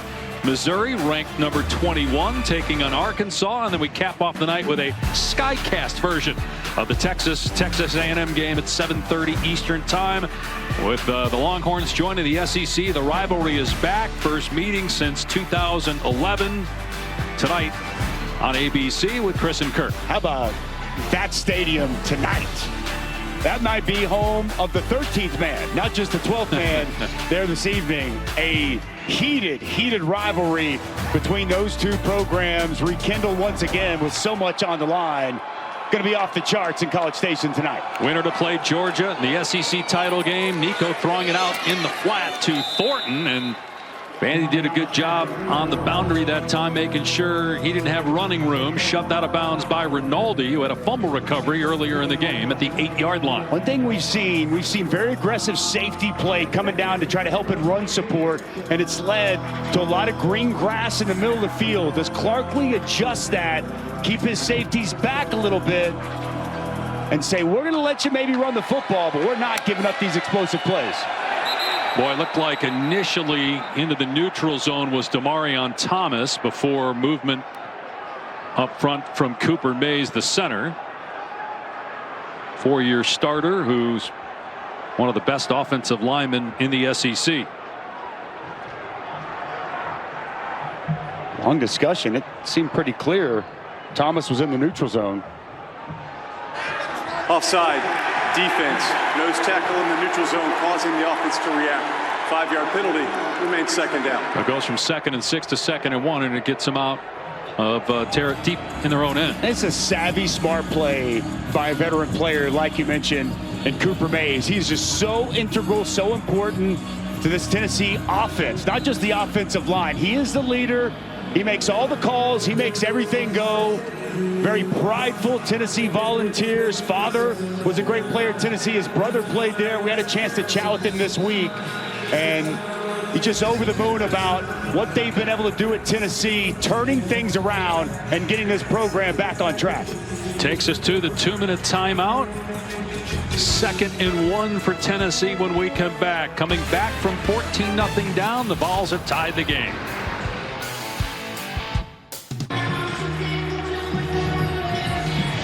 Well, Tennessee's only run 20 plays and had the ball for 8 minutes, but the Vols down 14-0, 5 minutes into the game. A kick return for a touchdown to start the game. A turnover by Tennessee, another quick score by Vandy, but the Vols have come back. A turnover by Vanderbilt inside the 40-yard line. Vandy has not been able to get the passing game going. Meanwhile, Tennessee has. And that's why the game is tied. A penalty flag flies with movement by Tennessee again. Seen this a number of times, and it's not like this is really a road game feel. The stadium's 80% full of Tennessee fans. Ball start. Offense number 53. 5-yard penalty. Remains second down. It's on the left tackle, Lance Hurd. That's the 7th penalty on the Vols. Just exchanging 5 yards there. We had a Demarion Thomas offsides. And a false start at the 2nd and 6. And this could help Vandy with the clock if it can get a stop here in second down. Pass to the perimeter is caught, and close to the first down is Chaz Nimrod, just his 10th catch of the year. And it is enough to move the sticks here for UT. A good block outside. Mike Matthews helps secure that edge and allows Nimrod to get the first down. Tennessee has all of its timeouts. Sampson, the ball carrier, and he spins away from a defender and gets a first down. We're inside 2 minutes, so the clock will start on the ready for play. It stops to reset the chains. Lance Hurd, the key block off that left side. You see the downhill explosiveness from Sampson. In the top 10 nationally in rushing. And now Nico taking a shot downfield to Brazel, and it's incomplete, but the defender never turned around. Colby Taylor going to get called for interference. He ran through the receiver and did not look back for the ball. Pass interference, defense number 6. 15-yard penalty from the previous spot includes an automatic first down. And look, this is hard for Colby Taylor. He's in a dead sprint trying to keep up with Chris Brazel. But as Brazel turns and tries to work back to the football, Taylor working through the body of Brazel and preventing him from making a play on the football. It's an easy call for the official. Tough position to be in when you're in that trail technique and you're trying to keep up with a speedy wide receiver. Going to draw the flag every time. That puts the ball on the Tennessee 42. This drive started on the Vols 4. 3 timeouts remaining, minute 34 on the clock. Run Sampson on first down. Gets to the 47, brought down by Patterson. 5-yard gain. Boy, this offense so well equipped to operate in the final 2 minutes. Yamale out the back to throw. Everybody covered. Nico moves out of the pocket, being chased, and now throws. It's juggled, and it's intercepted, but out of bounds. Fontenette caught it after it hit the hands of Ethan Davis, but he was out of play. Third down. Boy, Nico moving to his right. He was buying time. Tries to hit his tight end coming across the middle. And it's just off the hands of Davis. And Fontenette, oh, he tries. Cannot get the foot in bounds.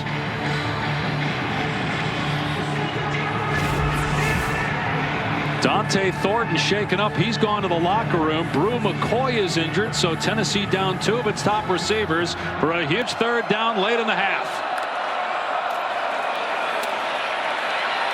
Double clutch throw complete to the tight end Kitzelman. First down inside the 40. Clock will stop to reset the sticks at the 37 of Vandy. Well, it's a really good route by Miles Kitzelman, just working the out. Colby Taylor shaken up as he tried to make the tackle, so that'll stop the clock with 59 seconds left. As we go to the studio and check in with Kevin Negandhi. Dave Campbell, 1 halftime report minutes away. Dan Orlovsky, Booger McFarland in studio, and Jeremiah Smith just scored here as Ohio State just tied up Michigan. We'll have highlights coming your way. Clemson as well as in action against South Carolina. What's changed for Tennessee so far? The defense definitely has settled down, and they've made 2 big plays offensively. The question to win is, can they make another 1 or 2? And if you're Vanderbilt, you can't give up the big play. You got to continue to run the football. Tennessee's only had the football for 9 minutes, and they got 17 points. Slow the tempo down just a little bit more. I will slow the tempo down too. Booger McFarland. There we go. Orlovsky. I've been the same guy forever. Back to you, Dave. Cade Klubnik them. And Boog, 261 yards of offense. They almost have twice as many yards as Vanderbilt, despite having the ball much less than the Commodores here today. It's been an explosive play day for this Tennessee offense. We've seen it multiple times in the throw game. Also, Dylan Sampson got a big 28-yard chunk run. That's what Vols fans have grown accustomed to seeing from this offense. And talking with this staff yesterday, they were worried about creating explosive plays off this Vanderbilt defense. They had not given up many of those throughout this season. Take a look at this week's college football playoff rankings brought to you by Capital One. Ohio State is, you heard Kev, tied right now with Michigan, ranked 2nd. Notre Dame at USC Notre Dame can ill afford a loss to the Trojans with a bad loss earlier in the season. Miami and Syracuse on ESPN. Could that be a knockout game for the Canes? Don't sleep on the Cuse. If Miami loses that game, Clemson goes on to Charlotte to play SMU in the ACC Championship. How about the competitive football on this final weekend of the regular season? Doesn't get any better than what we've seen this year. New set of downs for Tennessee inside the 40. They're going to keep it on the ground with Sampson. He gets stood up and pushed back by Rinaldi at the 31. And now a timeout called here by Josh Heupel. That will leave Tennessee with 2 and 48 seconds left. Now there's an injured Vanderbilt player. And it's Linus Zunk, junior from Berlin, Germany, but quickly hops to his feet to head to the Vanderbilt sideline. Well, earlier in the game, Max Gilbert made a 50-yard field goal. So basically from this spot, you mentioned it appropriately at the time, that 50 is right on the edge of his range. It hit at the top of the crossbar and bounced over good. And that right now is the difference in the game. A game of inches, Dave Pash. And if that would have been a few more inches back, don't know if Gilbert would have had the distance. I can assure you, though, Tennessee not thinking about 3. They're thinking about how to go in and score a touchdown, put an exclamation point before they go into half, and to get the ball coming out of half as well. Right, because Vandy had the opening kickoff and returned it for a touchdown. 97% chance Tennessee's in. If the Vols win the game, it drops to a 9% chance with a loss. Vanderbilt trying to end a 5-game losing streak in this series. Vandy's going to go to a bowl game for the first time since 2018. The last time they had a winning regular season, James Franklin was the coach. They won 9 games in 2013. They're 6-5 this year, 3-4 in league play with a win over Alabama. A close loss at home against Texas. They beat Auburn on the road for the first time. In danger of watching their lead disappear here late in the first half with Nico back to throw. Now on the move, throws it downfield, and it's incomplete behind Sampson. What's good coverage down the field. Nico knew somebody had to come open. Tries to hit his running back out of the backfield. Aston just a little bit behind him. Fontenette and Sampson going at it out there. And this is interesting. The officials have to tell Andre Karch he's got to leave the game. His helmet came off. He tried to stay on the field. The officials had to go grab him to get him off the field. And now Jackson Lampley, who actually started last week at right guard, he comes in for this critical 3rd down and 4. Got to come out for one play in college football when you lose your helmet unless there's a defensive penalty because of that. Miles Kitzelman in the slot.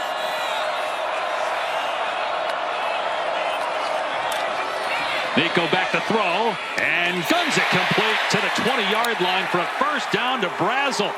Clock will stop to reset the chains with 34 seconds to go. A really good job outside Brazel working back to the football and a big first down. Boy, Nico's had a tremendous quarter throwing the ball. Josh Heupel going to call a timeout. He didn't look to be thrilled with maybe the decision-making of the redshirt freshman quarterback. No, I think Nico was a little bit confused on exactly how much time was on the clock. He wanted to operate quickly, and as soon as he saw Nico start to change the play at the line of scrimmage, he quickly calls a timeout. So 1 timeout left, and they'll put a second back on the clock. 29 seconds left. Heupel's reaction as Nico was taking his time there, and so he said, you know, let's just call the timeout here. We got 1 left. In this quarter, Iamaleava has thrown for 133 yards. And the coaches said, look, going into Arkansas on the road, his first SEC road game, struggled a bit, but then really played well early against Georgia on the road. Hard to really say this is a road game. I mean, yeah, technically it is, but when the stands are 80 to 85% full of Volunteer fans, the walls are not coming down on you like they are in some other SEC venues. No doubt. A little bit different. And Nico, Joey Halsey told us, Nico all week had a great mentality, knows what this team is on the brink of, and he wants to be the reason that they're able to make the college football playoff. An outstanding quarter, getting his team back in the ballgame.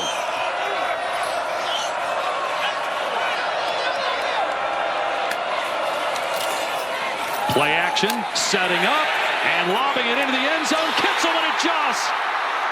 Pulls it in for the Tennessee go-ahead touchdown.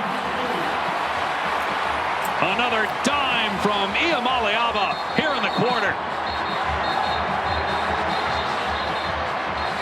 And flags come in, extracurricular activity. Nico jawing with Colby Taylor.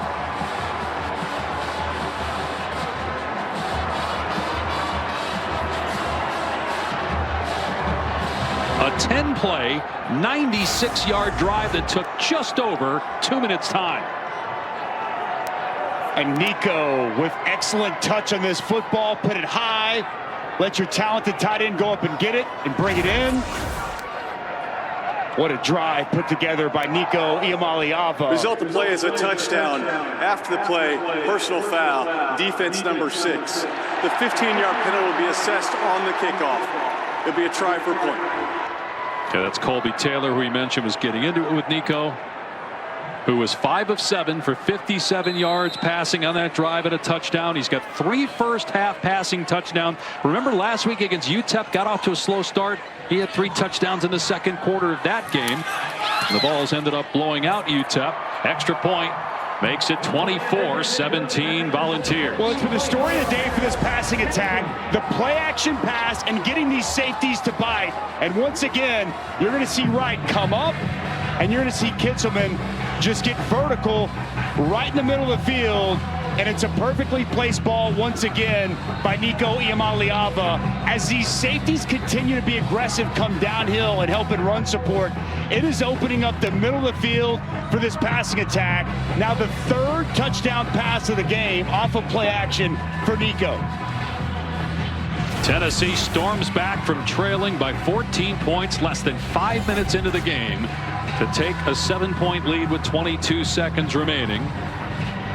And lead the country in percentage of plays off play action, and Nico has not had a lot of bodies at his feet. He's had a clean pocket. Even when receivers have been covered, he's created extra time and found receivers downfield. Rather than kick it to Sherrill, who's got a kickoff return for a touchdown, they just boot it through the end zone into the construction. Almost hit a couple construction workers back there. Well, this season, All-State will celebrate every field goal and extra point made by participating universities by making a donation to the university's General Scholarship Fund. Thank you, All-State. Well, it's got to be the mindset right now of Vanderbilt blowing the lead. Well, they're on the ropes right now, and I would imagine 22 seconds left. They're just going to take this into half, regroup, and try to come out with some energy the way that they started this football game, because they came out and threw a couple of haymakers, Dave. They take a 14-0 lead, and it's a testament to Tennessee to be able to absorb those blows and bounce back and go into halftime with the lead. Ton of momentum for the Vols, and we'll see what Clark Lee's message is and if he can get his football team to respond coming out in the second half. Vols end the half on a 24-3 run. Win, and they're likely in the college football playoff for the first time.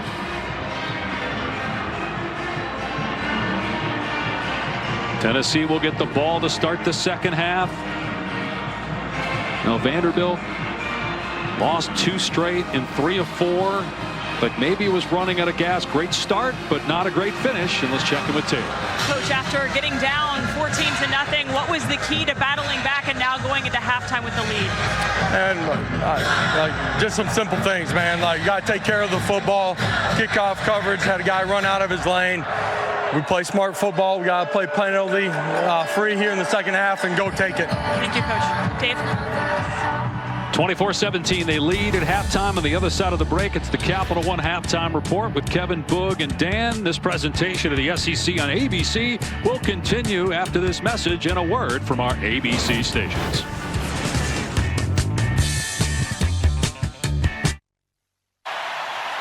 You're watching Rivalry Week, presented by Fairfield by Marriott. Welcome back to the SEC on ABC, presented by Tums Gummy Bites. A potential play-in game for Tennessee. The Vols up 7 in Nashville against Vanderbilt, 24-17, despite trailing 14-0 less than 5 minutes into the game. Our Sonic Drive-In recap, it was 7-0 about 15 seconds into the game. The doors were on fire with this Sherrill 100-yard kick return for touchdown. Good blocking and excellent speed in the open field.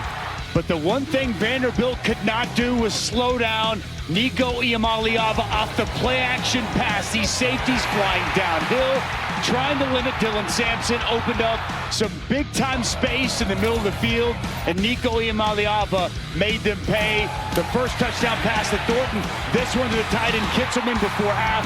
3 touchdowns in total in that first half for the fantastic freshman Nico Iamaleava. Tennessee will get the ball to start the second half. Temperature around 40 degrees. Feels certainly colder now than it did at kickoff when it was sunny. Overcast now in Nashville.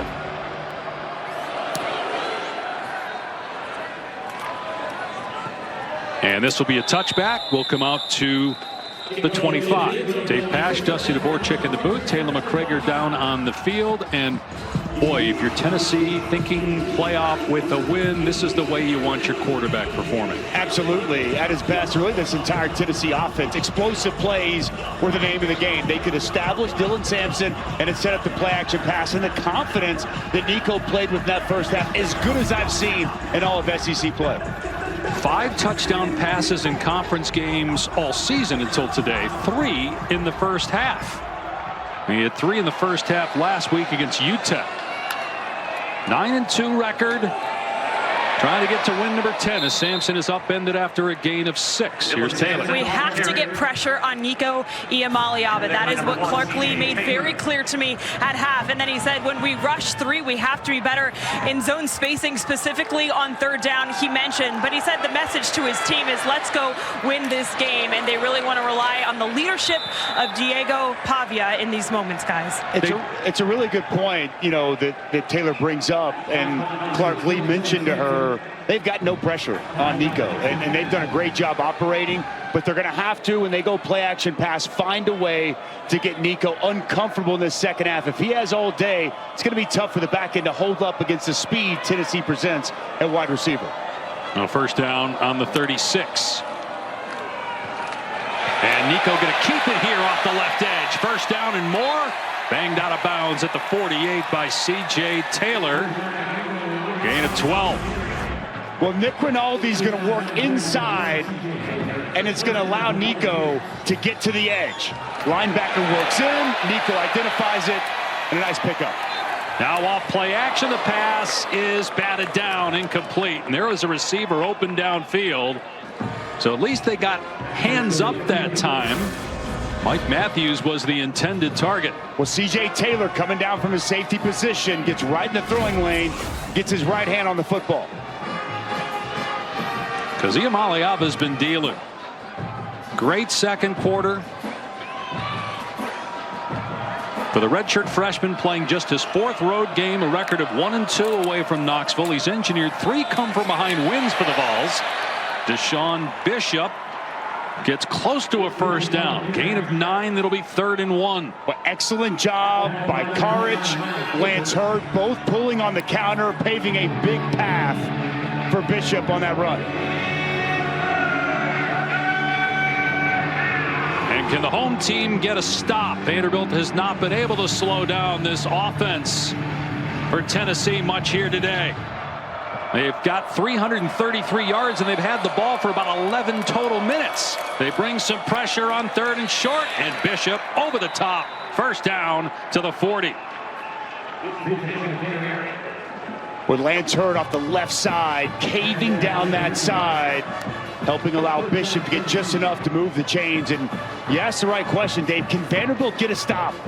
This defense has been good for Clark Lee throughout the course of the season. They have no answers right now for this Tennessee offense. And they're near the bottom nationally in terms of 3rd down defense. Here's Bishop again. That's a good start to the drive as Bishop is thrown down by Longwell after a gain of maybe 2. Well, Brian Longwell really jumped off the tape when I was looking at this Vanderbilt defense. Downhill immediately at a nice play right around the line of scrimmage. Aggressive from the sophomore linebacker out of Nashville. Tennessee will not play next week in Atlanta, so if they can win the day, for all intents and purposes, they'd be in the playoff with 3 weeks to get ready for their first round game, which could be at home. Nico rolling out, pressure on him, gets away from one man and now takes off at the 35, heading for the sticks and stretches out to get the first down before Nick Rinaldi gets him out of play.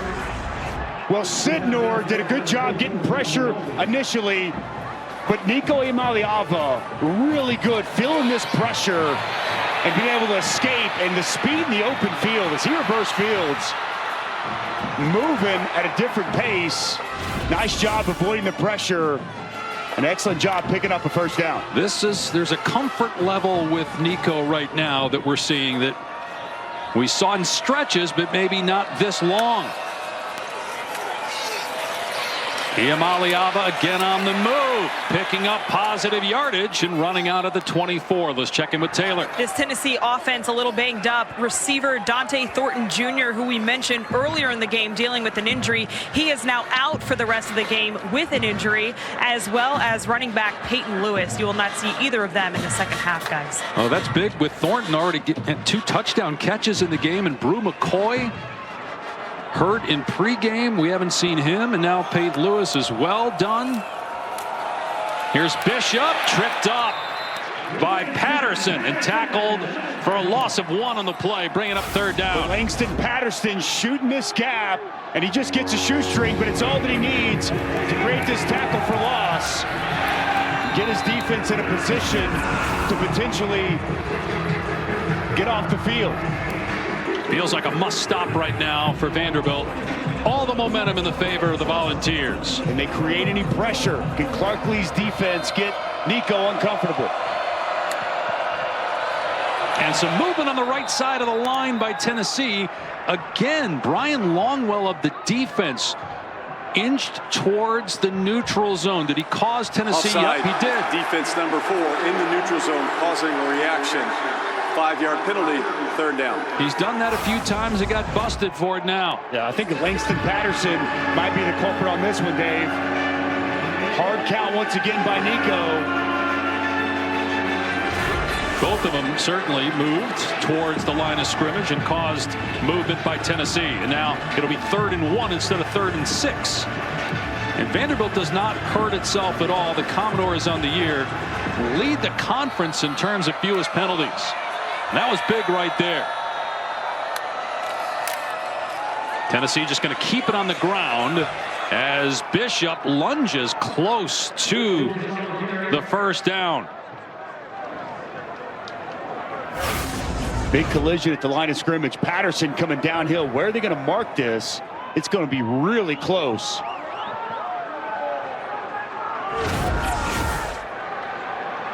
Official timeout. And they do signal it's a first down for Tennessee. Good to see Deshaun Bishop back. He'd been banged up earlier this season. And with Peyton Lewis out, Dylan Sampson been getting a little bit of a rest here. He's really stepped in, running the ball, physicality, done a good job in pass protection, picking up blitzing linebackers. Really nice job by the redshirt freshman. Tennessee trying to go up 2 scores, outscoring Vanderbilt 24-3 since the 10-minute mark of the opening quarter. Timeout called by Tennessee. Heupel having to burn one here early in the 3rd. It's the most wonderful time. Yes, the most wonderful time of the year.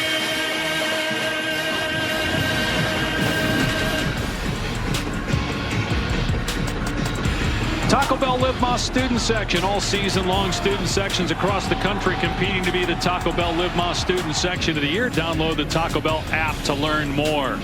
About 80-20 in terms of Tennessee fans here on the road in Nashville, and the Volunteers looking to add to a 7-point lead.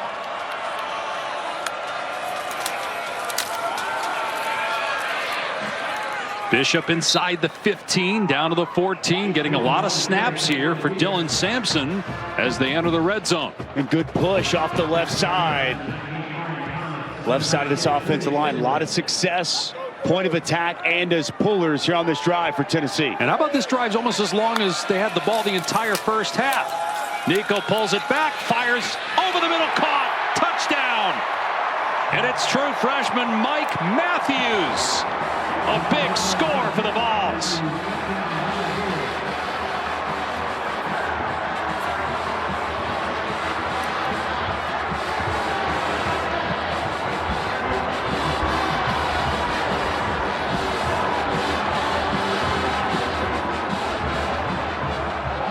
Nico Iamaleava had 5 touchdown passes in league games all season. He has 4 here today. And playing great football right now. Tremendous command of the Volunteer offense. Not a great snap, but the ball down in the kick good to make it 31-17. And it's once again the running game of Tennessee sets up the play action pass. Multiple tight ends in the backfield. So the safety comes down. What's that mean? Middle of the field's open. And it's an easy touchdown for Tennessee once again. You get those safeties down, you get them to load the box to stop the run. It allows Nico the opportunity for a big day here in Music City.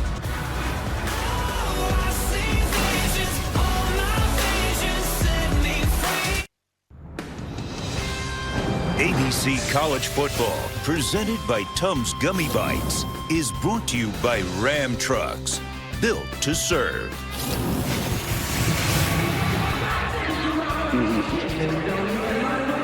The Gaylord Opryland's 41st, A Country Christmas, featuring ice, their signature attraction. The entire exhibit is handcrafted out of solid ice. And right now is Clark Lee's team offensively very cold. They have done nothing for the most part since they scored 2 touchdowns 5 minutes into the game. And Tennessee now leads 31-17. Here's Sherrill, who had a kick return for a touchdown to start the game. And there he goes again, past the 40. A flag down, though. Sherrill pushed out of bounds in midfield, but one would assume that this will come back.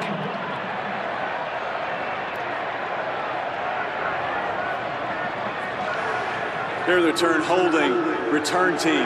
10-yard penalty from the spot of the foul. First down after enforcement. Well, it's the way the game started for Vanderbilt. Junior Sherrill with that kick return for a touchdown. Felt like maybe some more magic. But the big return gets negated with the hold in the middle of the field. We got 16 Cole Spence. As Sherrill made his cut, looked like he had a hold of that Tennessee defender. Speaking of magic, Diego Pavia, the quarterback for Vanderbilt, has had some incredible moments. Beat Alabama, hung with Texas. They need some great plays from Pavia down the stretch. And with all the momentum in favor of Tennessee, they could really use that in this drive. But it starts on their 15-yard line. Pavia handing it off to Cedric Alexander, a gain of 3. That game against Alabama, Pavia had 20 rushes in that game, but he was excellent throwing the ball. 252 passing yards, 2 touchdowns. First win over a top 5 team, so obviously first win over a number 1. On the year, he's leading the conference in rushing yards by a quarterback. And for Pavia, perhaps playing his final home game as a member of the Commodores, transfer from New Mexico State, where he was the Conference USA Player of the Year. It feels like it's now or never, and the number's not great through the air. Pavia keeping it here, trying to get the edge. Dragged down by McCoy, but a penalty marker down on the takedown.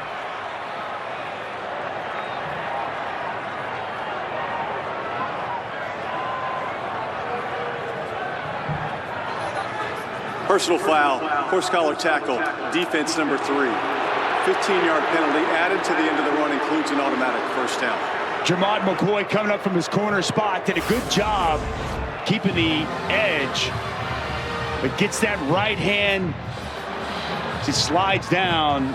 It's tough to tell from that angle, but draws a flag for the horse collar. Couldn't tell if he got inside the framework or the shoulder pads or not, but clearly enough for an official to throw a flag. And it's what Vanderbilt needed, a first down via penalty. Give them some breathing room and get the ball at their 35-yard line just to keep from putting the ball back in Nico's hands. We talked about time of possession, big time favoring Vanderbilt early, but Tennessee's had the ball except for a Vanderbilt kneel down since the 2-minute mark of the second quarter. Pavia lowers the boom on Will Brooks. And Pavia down, but how about the quarterback showing no fear there? Well, he's definitely fearless, but he might want to be careful because they needed to finish this game as Will Brooks comes down from his safety position. Pavia. I mean, as a D lineman, you got to love it when your quarterback does something like that, right? I absolutely love it. He's been doing stuff like that all season. They just need him to be healthy and make it to the end of the game. And they were in a 4 tight end set there as they are continuing to keep this on the ground with this offense. Penalty marker down, might be a free play. The pass off the mark intended for Hoskins. See what the flag's about. I guess my point on the hit was they needed something to inspire them at this point. Maybe that will suffice, because feels like Vanderbilt's run out of gas here today. No doubt. When your quarterback's playing like formation, offense with 5 players in the backfield. The penalty is declined. Result of play is 3rd down. Quarterback's playing like that, flying around, leaving it on the field. There's no doubt. It's definitely inspirational, which he's been for this team all season. And your 3rd and long situation is Vanderbilt scrambling to get lined up.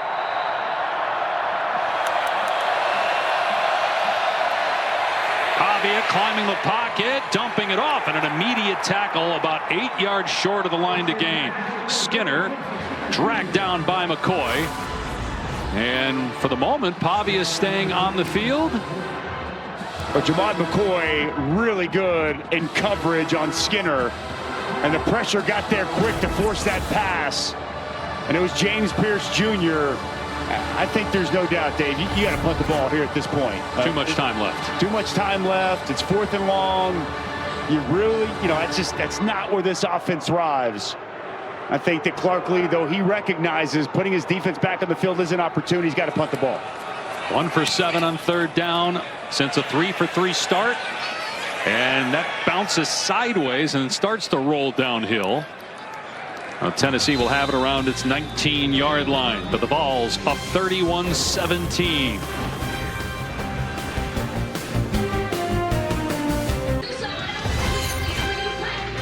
Kalen DeVore arriving for his first Iron Bowl as the head coach at Alabama. The Crimson Tide holding on to slim hopes of making the college football playoff as a 3-loss team right now. The All-State playoff predictor has them with a 24% chance.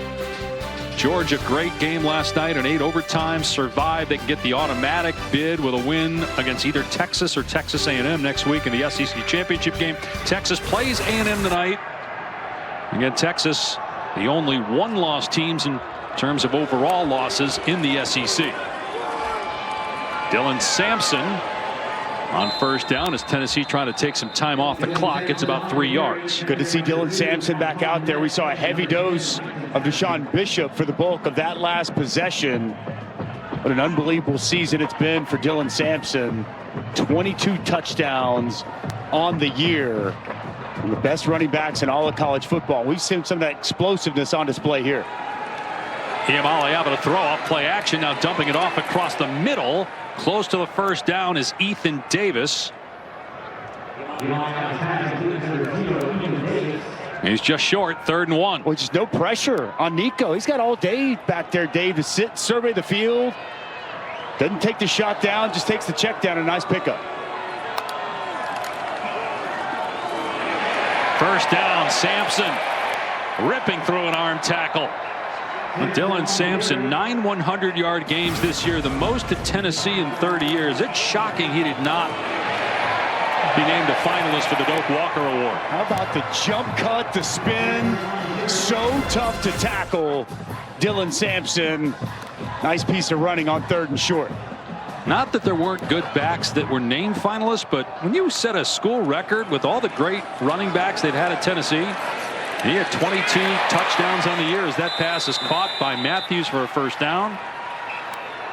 A lot of people outside of Knoxville were really surprised that Sampson was left off. I was one of them. I shocked that he wasn't a finalist. I think everyone agrees Ashton Genty likely going to take home that hardware. The Boise State running back has been fabulous. And obviously Caleb Johnson at Iowa's had a great year. Amarian Hampton in North Carolina, your other 2 finalists. Those are good running backs. But what Dylan Sampson has done here in the SEC for Tennessee this year, it warranted a finalist spot for the running back of the year. Nico off play action, throws complete again to Matthews. Good ankle tackle at the 48-yard line by Height. But we're not seeing any negative plays at all. No pressure on the quarterback, no tackles at the line of scrimmage. And Tennessee totally controlling this game as well offensively as they have played in a while. Didn't start that way. They trailed 14-0 5 minutes into the game. Sampson, first down. Gain of 9 to the Vandy 39. Tight end, such a key piece of this rushing attack. It's Kitzelman, it stays, and a nice hole for Sampson. So Sampson over 100 yards for the 10th time this season. Most since 95 for the Vols. Does not have a rushing touchdown today. He's got one in 11 straight games. That's a school record as well. They haven't needed it because of the passing of Iamaleava and another throw on target to Caleb Webb. They're really down on the depth chart now because of all the injuries at that position. Gain of about 4. Just pick your poison with Tennessee right now. Explosive plays, running game, short passing game, everything working for Josh Heupel and Nico Iamaleava operating this offense at such a high level right now. Basically, whatever the defense wants to do, Tennessee's got an answer for it. Webb with just his 5th catch of the season. Matthews touchdown catch earlier, and now running out of bounds that time was Caleb Webb. Saw the field judge with his hat off, and it didn't look like Webb was pushed out, just went out on his own, and now it's a must stop here for Vanderbilt on 3rd and 6. Can they get a stop on 3rd down? Tennessee been so good today, 6 of 8 on 3rd down. And the real question is, can they generate a pass rush? Can they put any pressure whatsoever on Nico, as he's had seemingly all day to stand back there and pick this secondary apart?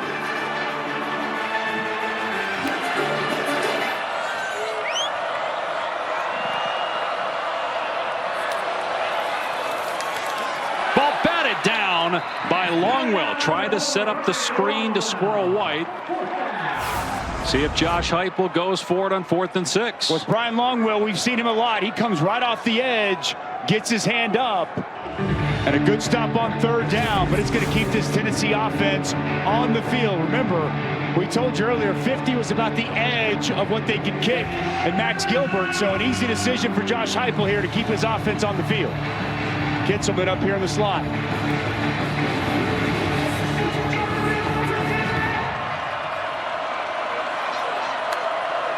Maybe just trying to draw Vanderbilt offside. Play clock at 1. And a flag. I'm not sure Josh Heupel called timeout before the penalty marker.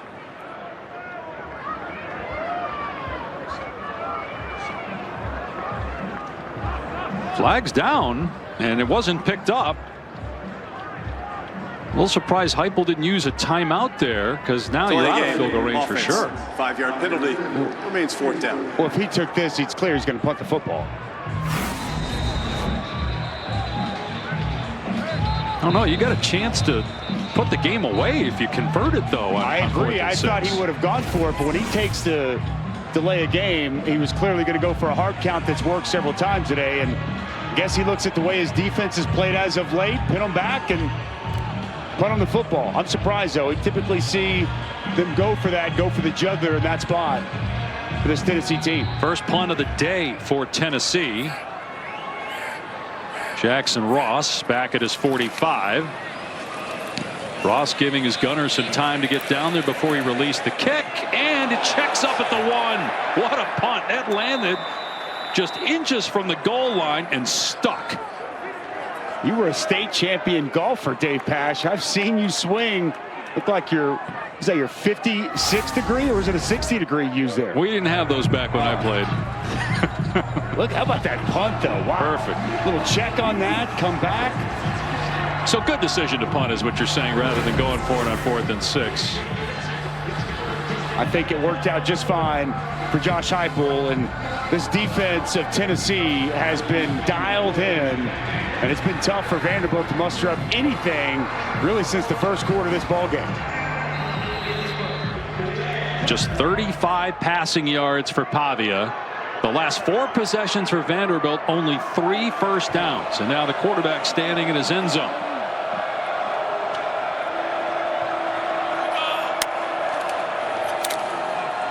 Alexander trying to find a hole. It's not there. Pushed back by Josephs. No gain on the play. You touched on earlier, Joshua Josephs, man, he has had such an impactful year. Watch him come down and just nowhere to run the football.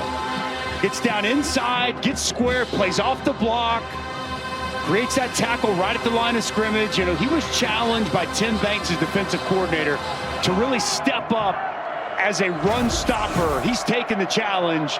He's been great all season for this Tennessee defensive line. Ball stack in the box again. And in trouble at the goal line. Did Alexander get out? It's a safety. He did not get the ball entirely out of the end zone. 2 points for Tennessee. Tyree West with the takedown.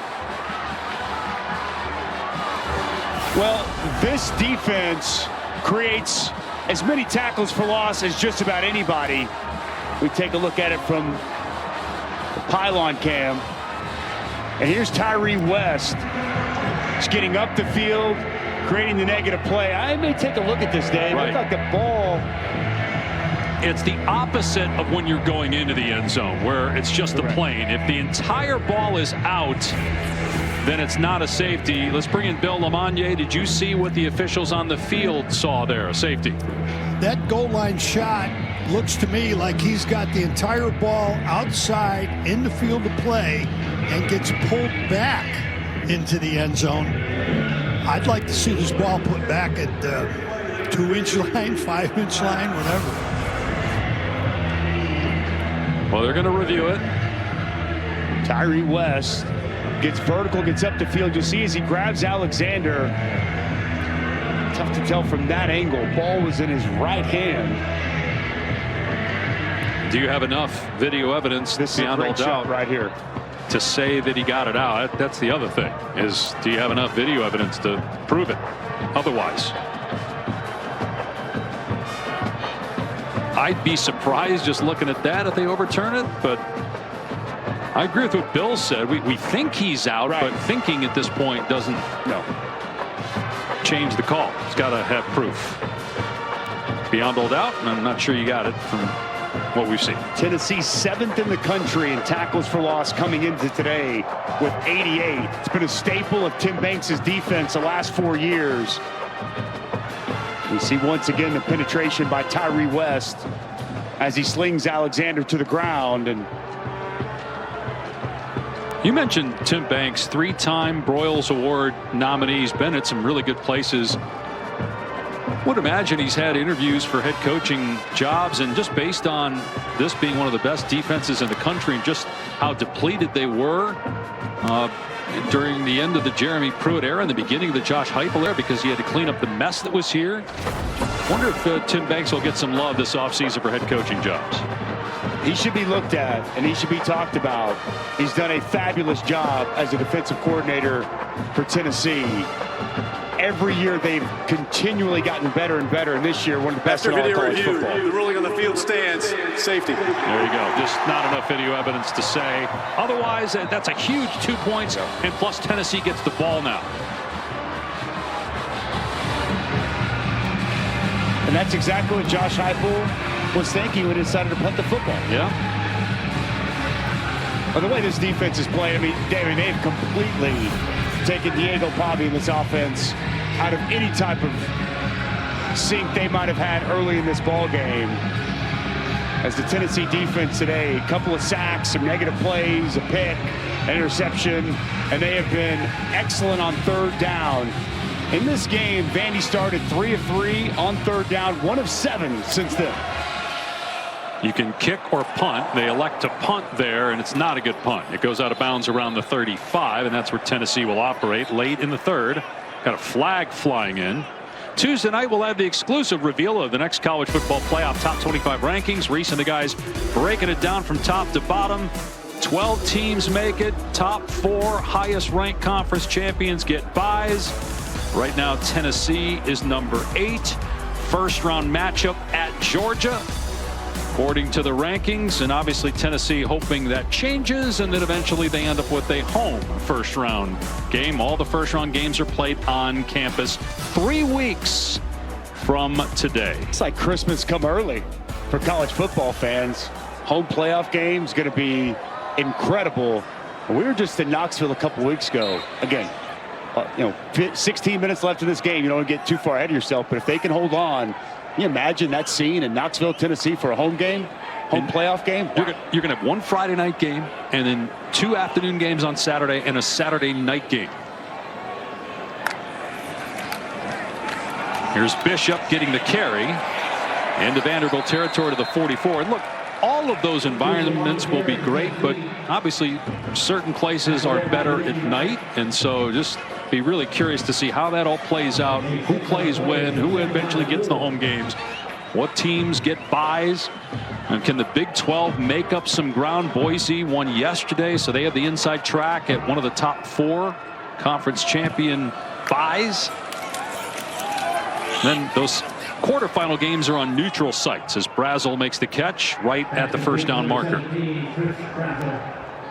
And it was also noteworthy for the Big 12, Tulane losing on Thursday. You've got to believe Brett Yormark, the Big 12, very excited about what they saw transpire there. Tulane was gaining ground on the highest ranked Big 12 team, because remember, no conferences are guaranteed anything.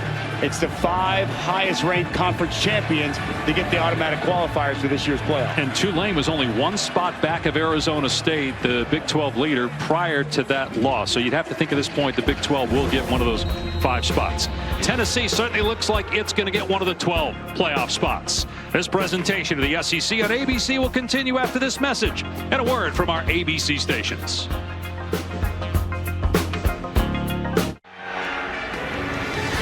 You're watching the SEC on ABC, presented by Tums Gummy Bites.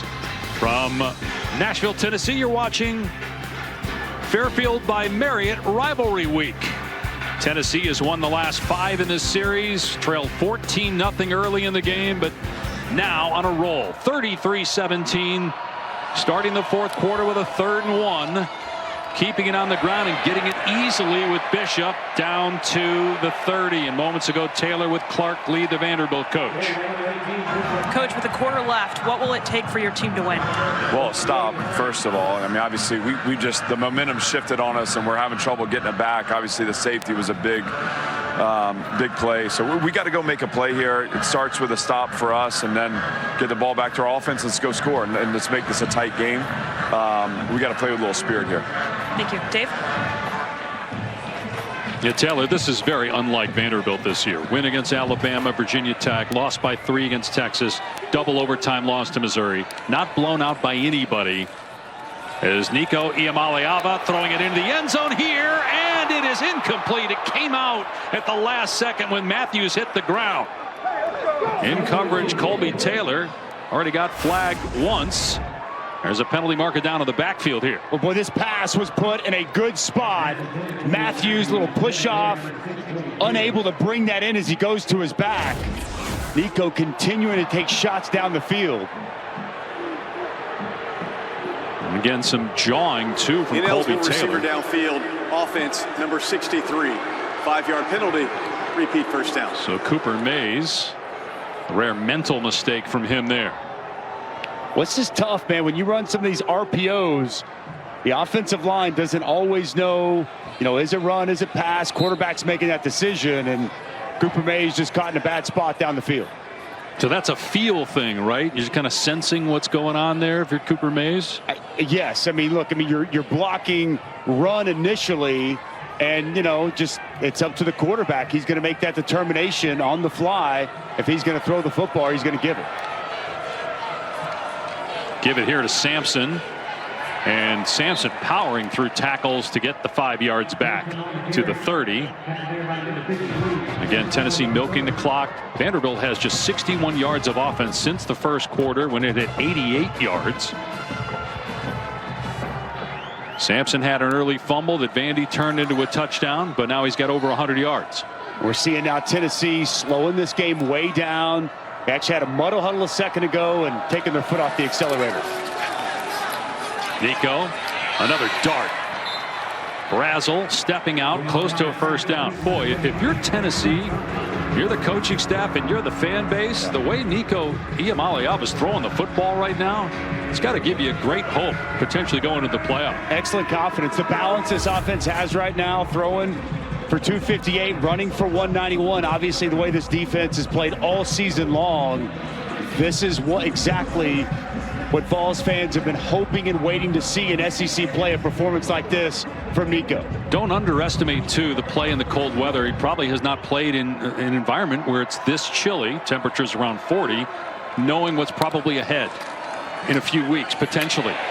I mean, what if you get a road game in a Big Ten city, as Sampson close to a first down? You might get a home game, but what if you're at Indiana or at Penn State in the first round, and now you got a guy from California playing in maybe a blizzard? What was it at kick today? Around 30? Yeah. You had your mittens on. You were all bundled up. You were ready. Still do. For the cold weather. I mean, if it's below 50, I mean, no cold patch. I mean, geez. But you're exactly right, though. That's the elements, South teams having to go up north potentially in the cold. It's going to be a big factor and something we really haven't seen that's going to be so much fun to get a chance to see how that unfolds once this playoff happens. Nico, redshirt freshman from Long Beach. His brother Madden is a top high school quarterback prospect and is headed to UCLA. Sampson to the 12. Let's check in with Taylor. I'll tell you who wants no talk of the cold weather, and that is Tennessee head coach Josh Heupel. He's from South Dakota, so this is the weather he grew up playing in. In fact, much colder than it is here today. He talked about it with us in his meetings this week, and then he honed it in on my call with him this morning, and he just said, I have no time to talk about the cold weather. It's going to be just fine. This is shorts and sandals weather for the folks in Aberdeen, South Dakota. Josh Heupel not worried about this at all. There were some cold games in Norman when he was the quarterback there, going to a national championship. Won a Big 12 in Kansas City when it was very cold. Sampson again, trying to keep that streak alive of rushing touchdowns and make it 12 in a row.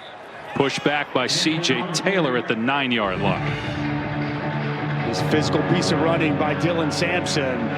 This offensive line been getting some really good push here in the second half, coming off the football. I would expect more of the same here. Stays as well as Kitzelman in this little muddle huddle for Tennessee. Be surprised if we don't see him keep it on the ground here with Dylan Sampson. And to your point, Dave, doesn't it feel like they'd love to see their running back find the end zone once more? Play 9 of the drive, taking about 5.5 minutes off the clock, and Sampson's second effort got the first down to the 7. They could take more time off the clock. 10 minutes away from win number 10 would be the second 10-win season in the last 3 years for Tennessee. Third consecutive 9-win season has already been wrapped up. First time at Tennessee since 95 to 99, and look at that under Josh Heupel when they rush for 200 or more. That's the thing. Whenever he came in, I think a lot of people thought, throw the ball around, air raid. It is a physical smash mouth brand of football. They're going to spread you thin, but they want to run the rock, and they really hang their hat on that here with Tennessee. And when they get to 200, they win. Here's Sampson, the crowd sensing it. They want him to get into the end zone. Again, mostly Tennessee fans here today in Nashville. He's down at the 3. Would imagine he'll get another carry here. Can't say enough good things about Dylan Sampson. As you referenced, boy, it is a heavy volunteer crowd here at Vanderbilt. But he added 12 pounds in the offseason, Dave. He knew that his workload was going to go up. He knew that there was a chance, a longer season, more would be on his plate, more would be asked of him as a running back. He prepared his body, got ready to go, and has really been the bell cow for this offense and this football team. 6th in the country in carries. This is number 251 and will not result in a touchdown on 2nd and goal. Tackled by Sidnor. 3rd and goal coming up. Nice job by Sidnor, making a play, getting off a block. Vanderbilt going to try to bow their necks and keep Tennessee out of this end zone. I mean, if somehow you would think Tennessee would kick the field goal, but if they decide to go for it, you can get a stop. It's still a 2-score game. If you're Vanderbilt. Probably a reason why, if they don't get it, that Josh Heupel would kick the field goal. It certainly doesn't feel like Vanderbilt's capable at this point of scoring 16 points, the way their offense has looked since the first quarter.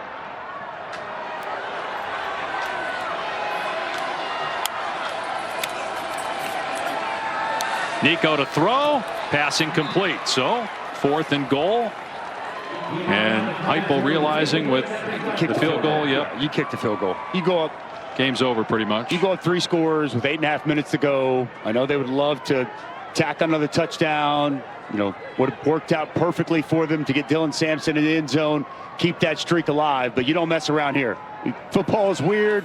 We saw last night, you know, Georgia with that comeback, and not that Vanderbilt has shown any sign of that, but don't overthink this. Take the points and take the 3-score lead. 22-yard attempt for Gilbert. Since Vanderbilt led 14-0, 5 minutes into the game, Tennessee has now outscored the Commodores 36-3.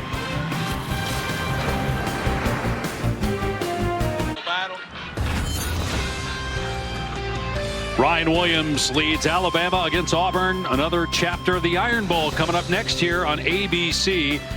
And Alabama, depending on what happens, maybe at the shoe right now, could be very much alive. And they still are as it is, but certainly would help their cause if Michigan can knock off Ohio State. A&M and Texas tonight on ABC. Winner goes to the SEC championship game to play Georgia next week on ABC. What a day. What a day. Oklahoma LSU is interesting tonight in Tiger Stadium as well. I mean, interesting for some people, and doesn't impact the playoff as Gillespie returns it past the 35. But if somehow Michigan, which is in a goal to go right now against Ohio State, if they win that game, you got to think the Buckeyes still get in, but then they lose a home game.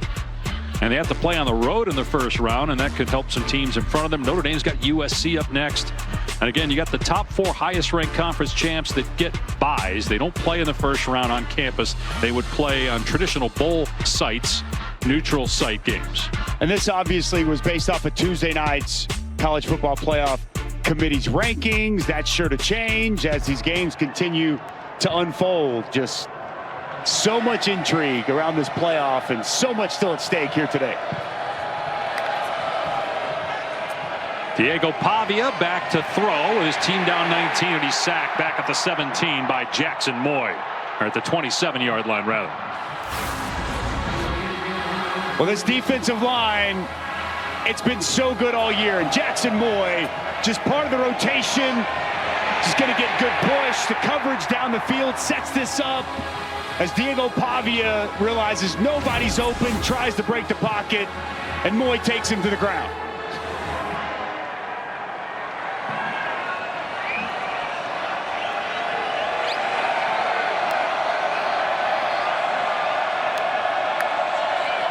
Ooh. Movement from everybody except the center and quarterback is James Pierce starting to lick his chops right now. You see that? Oh, yeah. Offside, defense number 27, causing a reaction. 5-yard penalty, 2nd down. He wants some numbers right now. James Pierce, he smells blood in the water, and he's coming. I think he's the best pass rusher in college football. Got the #1 pressure rate in the country. He had 2 sacks on that same move a week ago against UTEP. Working up the field with that speed, forces those tackles to kick, then he'll work back inside. He's chomping at the bit to try to get after Diego Pavia. Tennessee trying to, for all intents and purposes, clinch a spot at the college football playoff. 7 minutes away from doing that, and maybe still a home game in store in the first round. Pavia, a long throw caught for a first down by Sherrill, who had a lot of Vols fans nervous when he returned the opening kickoff for a touchdown. Vanderbilt was up 14-0 5 minutes in, but it's been all Tennessee since. When Diego Pavia got clobbered by Dominic Bailey as he released that pass. Good catch and a first down from Sherrill. Pavia drilled again, completes it. Fungi first down inside the 30. And out of bounds at about the 26. Pavia hobbling a bit. Man, he's getting lit up. Joseph's got him that time. Joseph, as you mentioned, gets the shot on Pavia. Back-to-back plays. And then it's Norman Lott that drives him into the ground. Leave it all on the field, though. Now Tennessee sitting back, playing soft. Penalty flag down, pre-snap foul.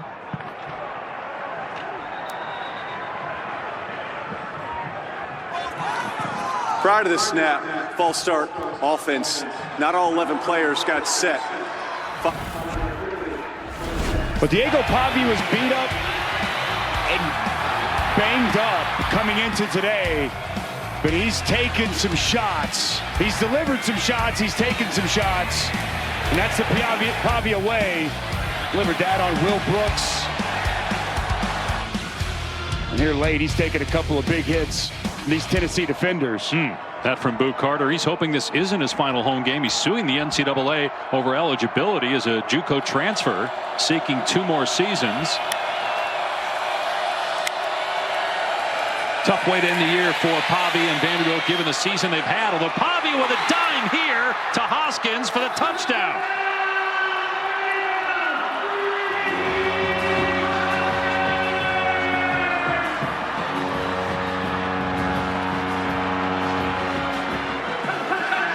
Vanderbilt will go for 2.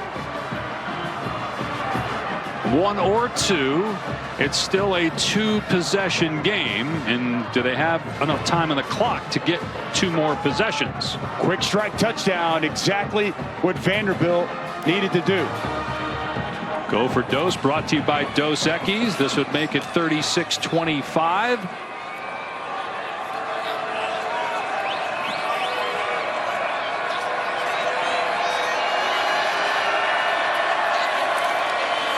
He faked the jet sweep. Everybody covered. Pavia just throwing a jump ball. A flag down. Pavia got hit again. And so they might get another shot at it. Hobbs was in the backfield for Tennessee. Roughing the passer, defense number 53, contact to the quarterback. The penalty's half the distance to goal, repeat the try. Pavia might set the record for personal fouls drawn. The 3rd or 4th time. We had a horse collar. We've had 3 roughing the passers. We've had a face mask penalty against him. And he continues to get up and answer the bell. David Hobbs gets called for the roughing the passer call. They're late. The road crowd doesn't like it.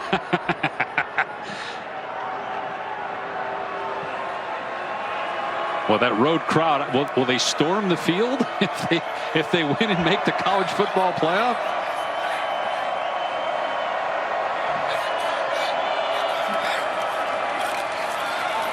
No running room, so Alexander bounces off of one man and did well to get close, but Boo Carter with that makeup speed cut him down. And it remains a 13-point game, so Vanderbilt will need 2 touchdowns in 6 minutes. All right, let's go back to this touchdown. James Pierce, this is the inside move I was talking about. Watch how quick this pressure is. And it's Diego Pavia eluding him. He's going to come inside, kind of fake him out, step up, and drop a dime down the field for a touchdown, Vanderbilt.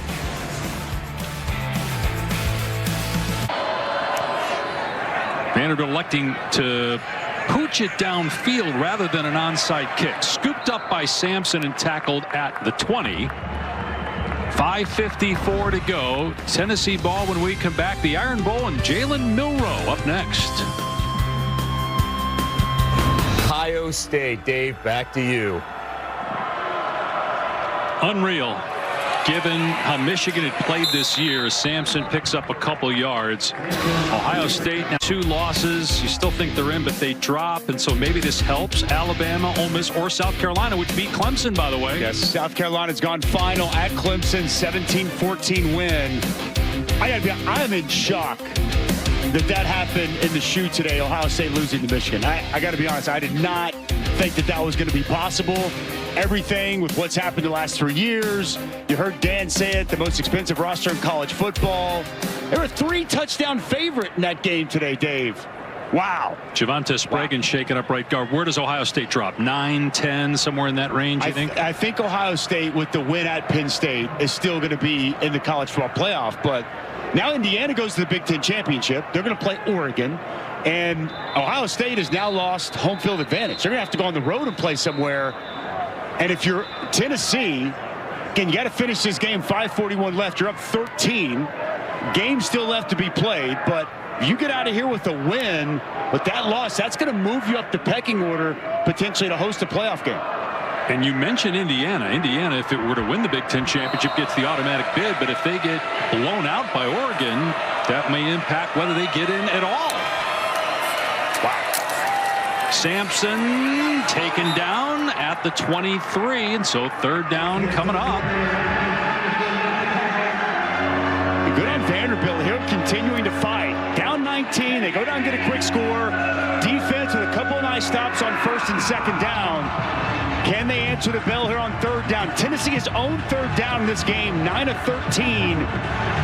Put a little pressure on Tennessee if the Doors could come over the stop. And if Tennessee were to get the 1st down, being able to milk the clock would make it really hard for Vanderbilt to get 2 possessions. It feels like it has to happen here for the Commodores to have a shot, just looking at that clock. And Josh Heupel will take a timeout with a play clock at 1. That will leave him with 1. Vanderbilt still has all 3 and the official 2-minute timeout.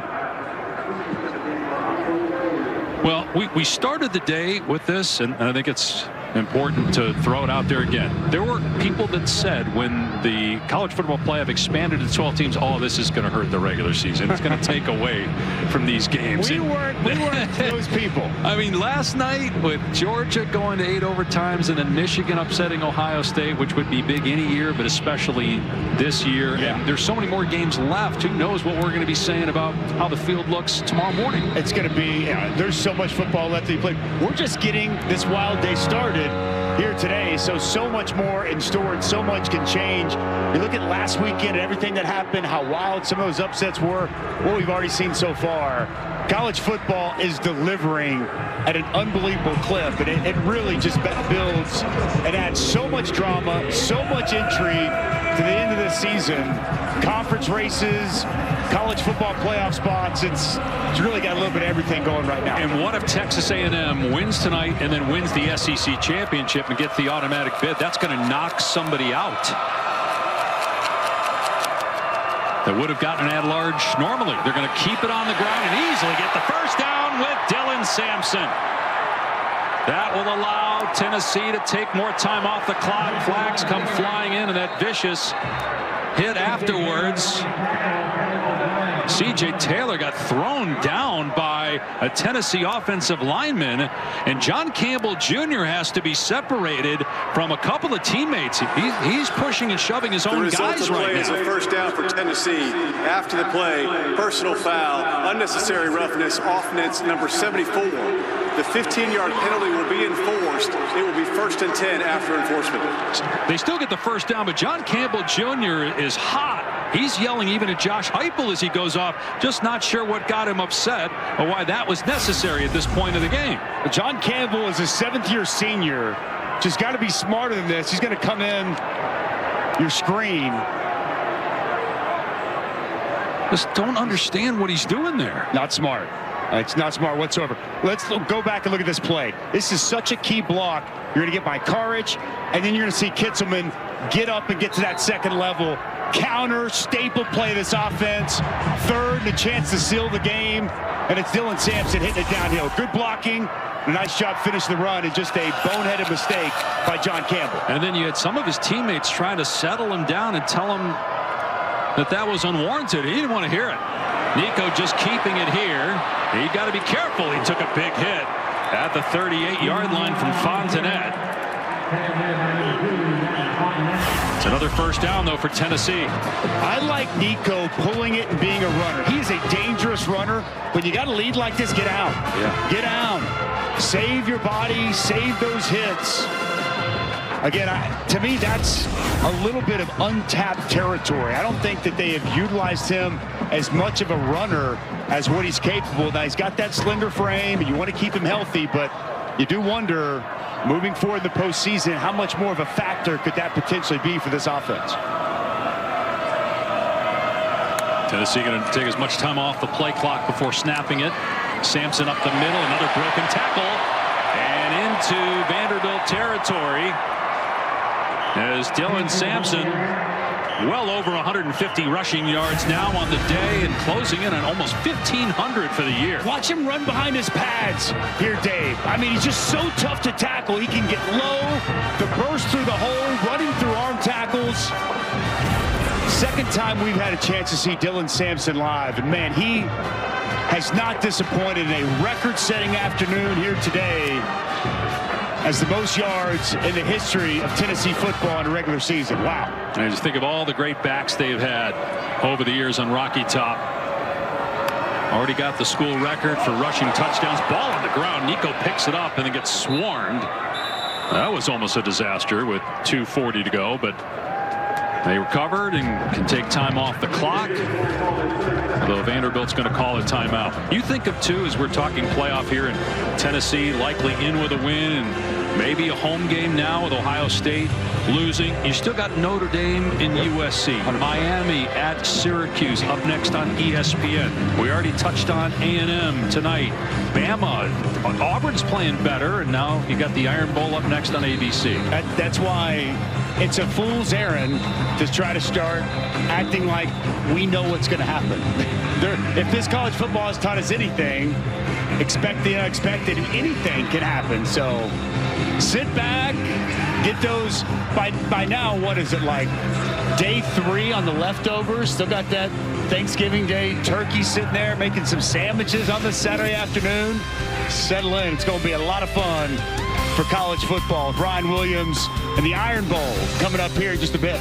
Bama trying to finish 9-3 and keep playoff hopes alive.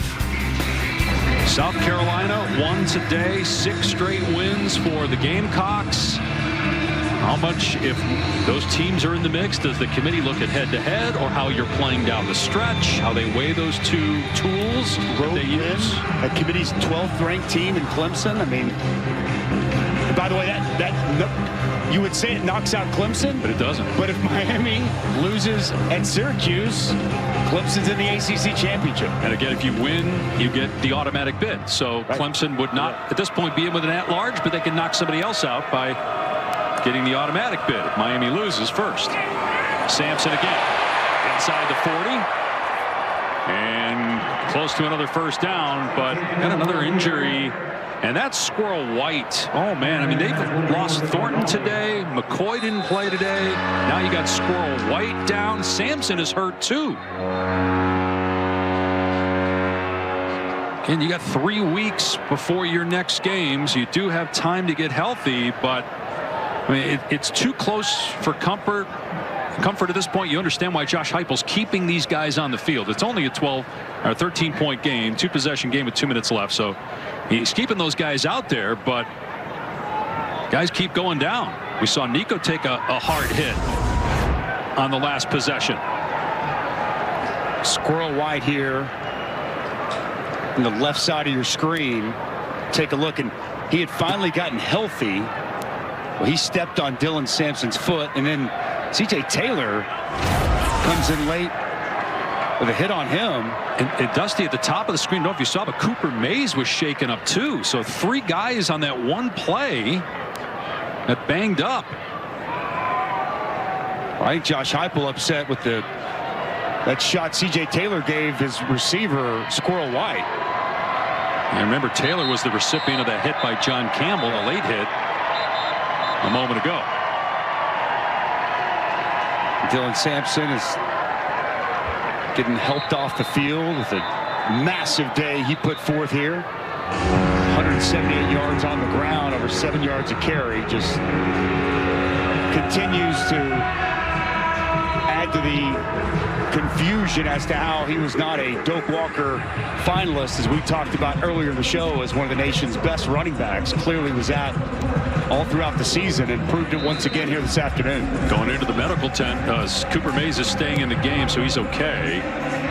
Taylor reported earlier that Dylan Sampson was shaken up at one point, and that's why he wasn't on the field, and Deshaun Bishop was out there. Now hurt again. Expect them to take this down to the 2-minute timeout. Clock's almost exactly synced up, play clock and game clock, to get down to 2 minutes. 2 minutes away from a spot in the college football playoff. And the first year without Jim Harbaugh. Technically, the first year without Jim Harbaugh as head coach. Of course, didn't coach in the game last year. As they get the first down there with Bishop, and now see if Vanderbilt uses timeouts or just lets the clock run, knowing that this is over. It's been a great year for Vanderbilt and ends on a sour note, losing to its rival. But you think about Tennessee and what Josh Heupel has done in a short time, not only turning this program around just to be above water. You think how bad they were before he took over, but I mean, you can go win a national championship now. Right. It's a remarkable turnaround and such a great job by Josh Heupel, his staff, these players. A lot of players that stuck around have been here through this entire turnaround of the program. This fan base that has been re-energized, and they are just full of life. And when we talked with Josh Heupel, asked him, I know he didn't want to go there, but what would a playoff spot mean? And he just said it's really just the next step as a program. And he talked about the climb and thinking about where they were when he took this thing over and the battle they've been in with the NCAA to where they are now. And we got to wait for the final rankings, but Tennessee's going to get into the college football playoff. And when you think about the 30 wins over the last 3 seasons and where Tennessee football is right now, cannot say enough good things about the job Josh Heupel and his staff has done. And now the object will to go win 4 more, because that's what it will take. They will be an at-large. They'll have a first-round game in 3 weeks. A good chance of it being at home, with Ohio State losing, assuming it drops behind Tennessee. And when you're in, you got a shot, and they'll be 1 of 12 in. According to the All-State Playoff Predictor, 97% chance to reach the 12-team playoff after another 10-win season.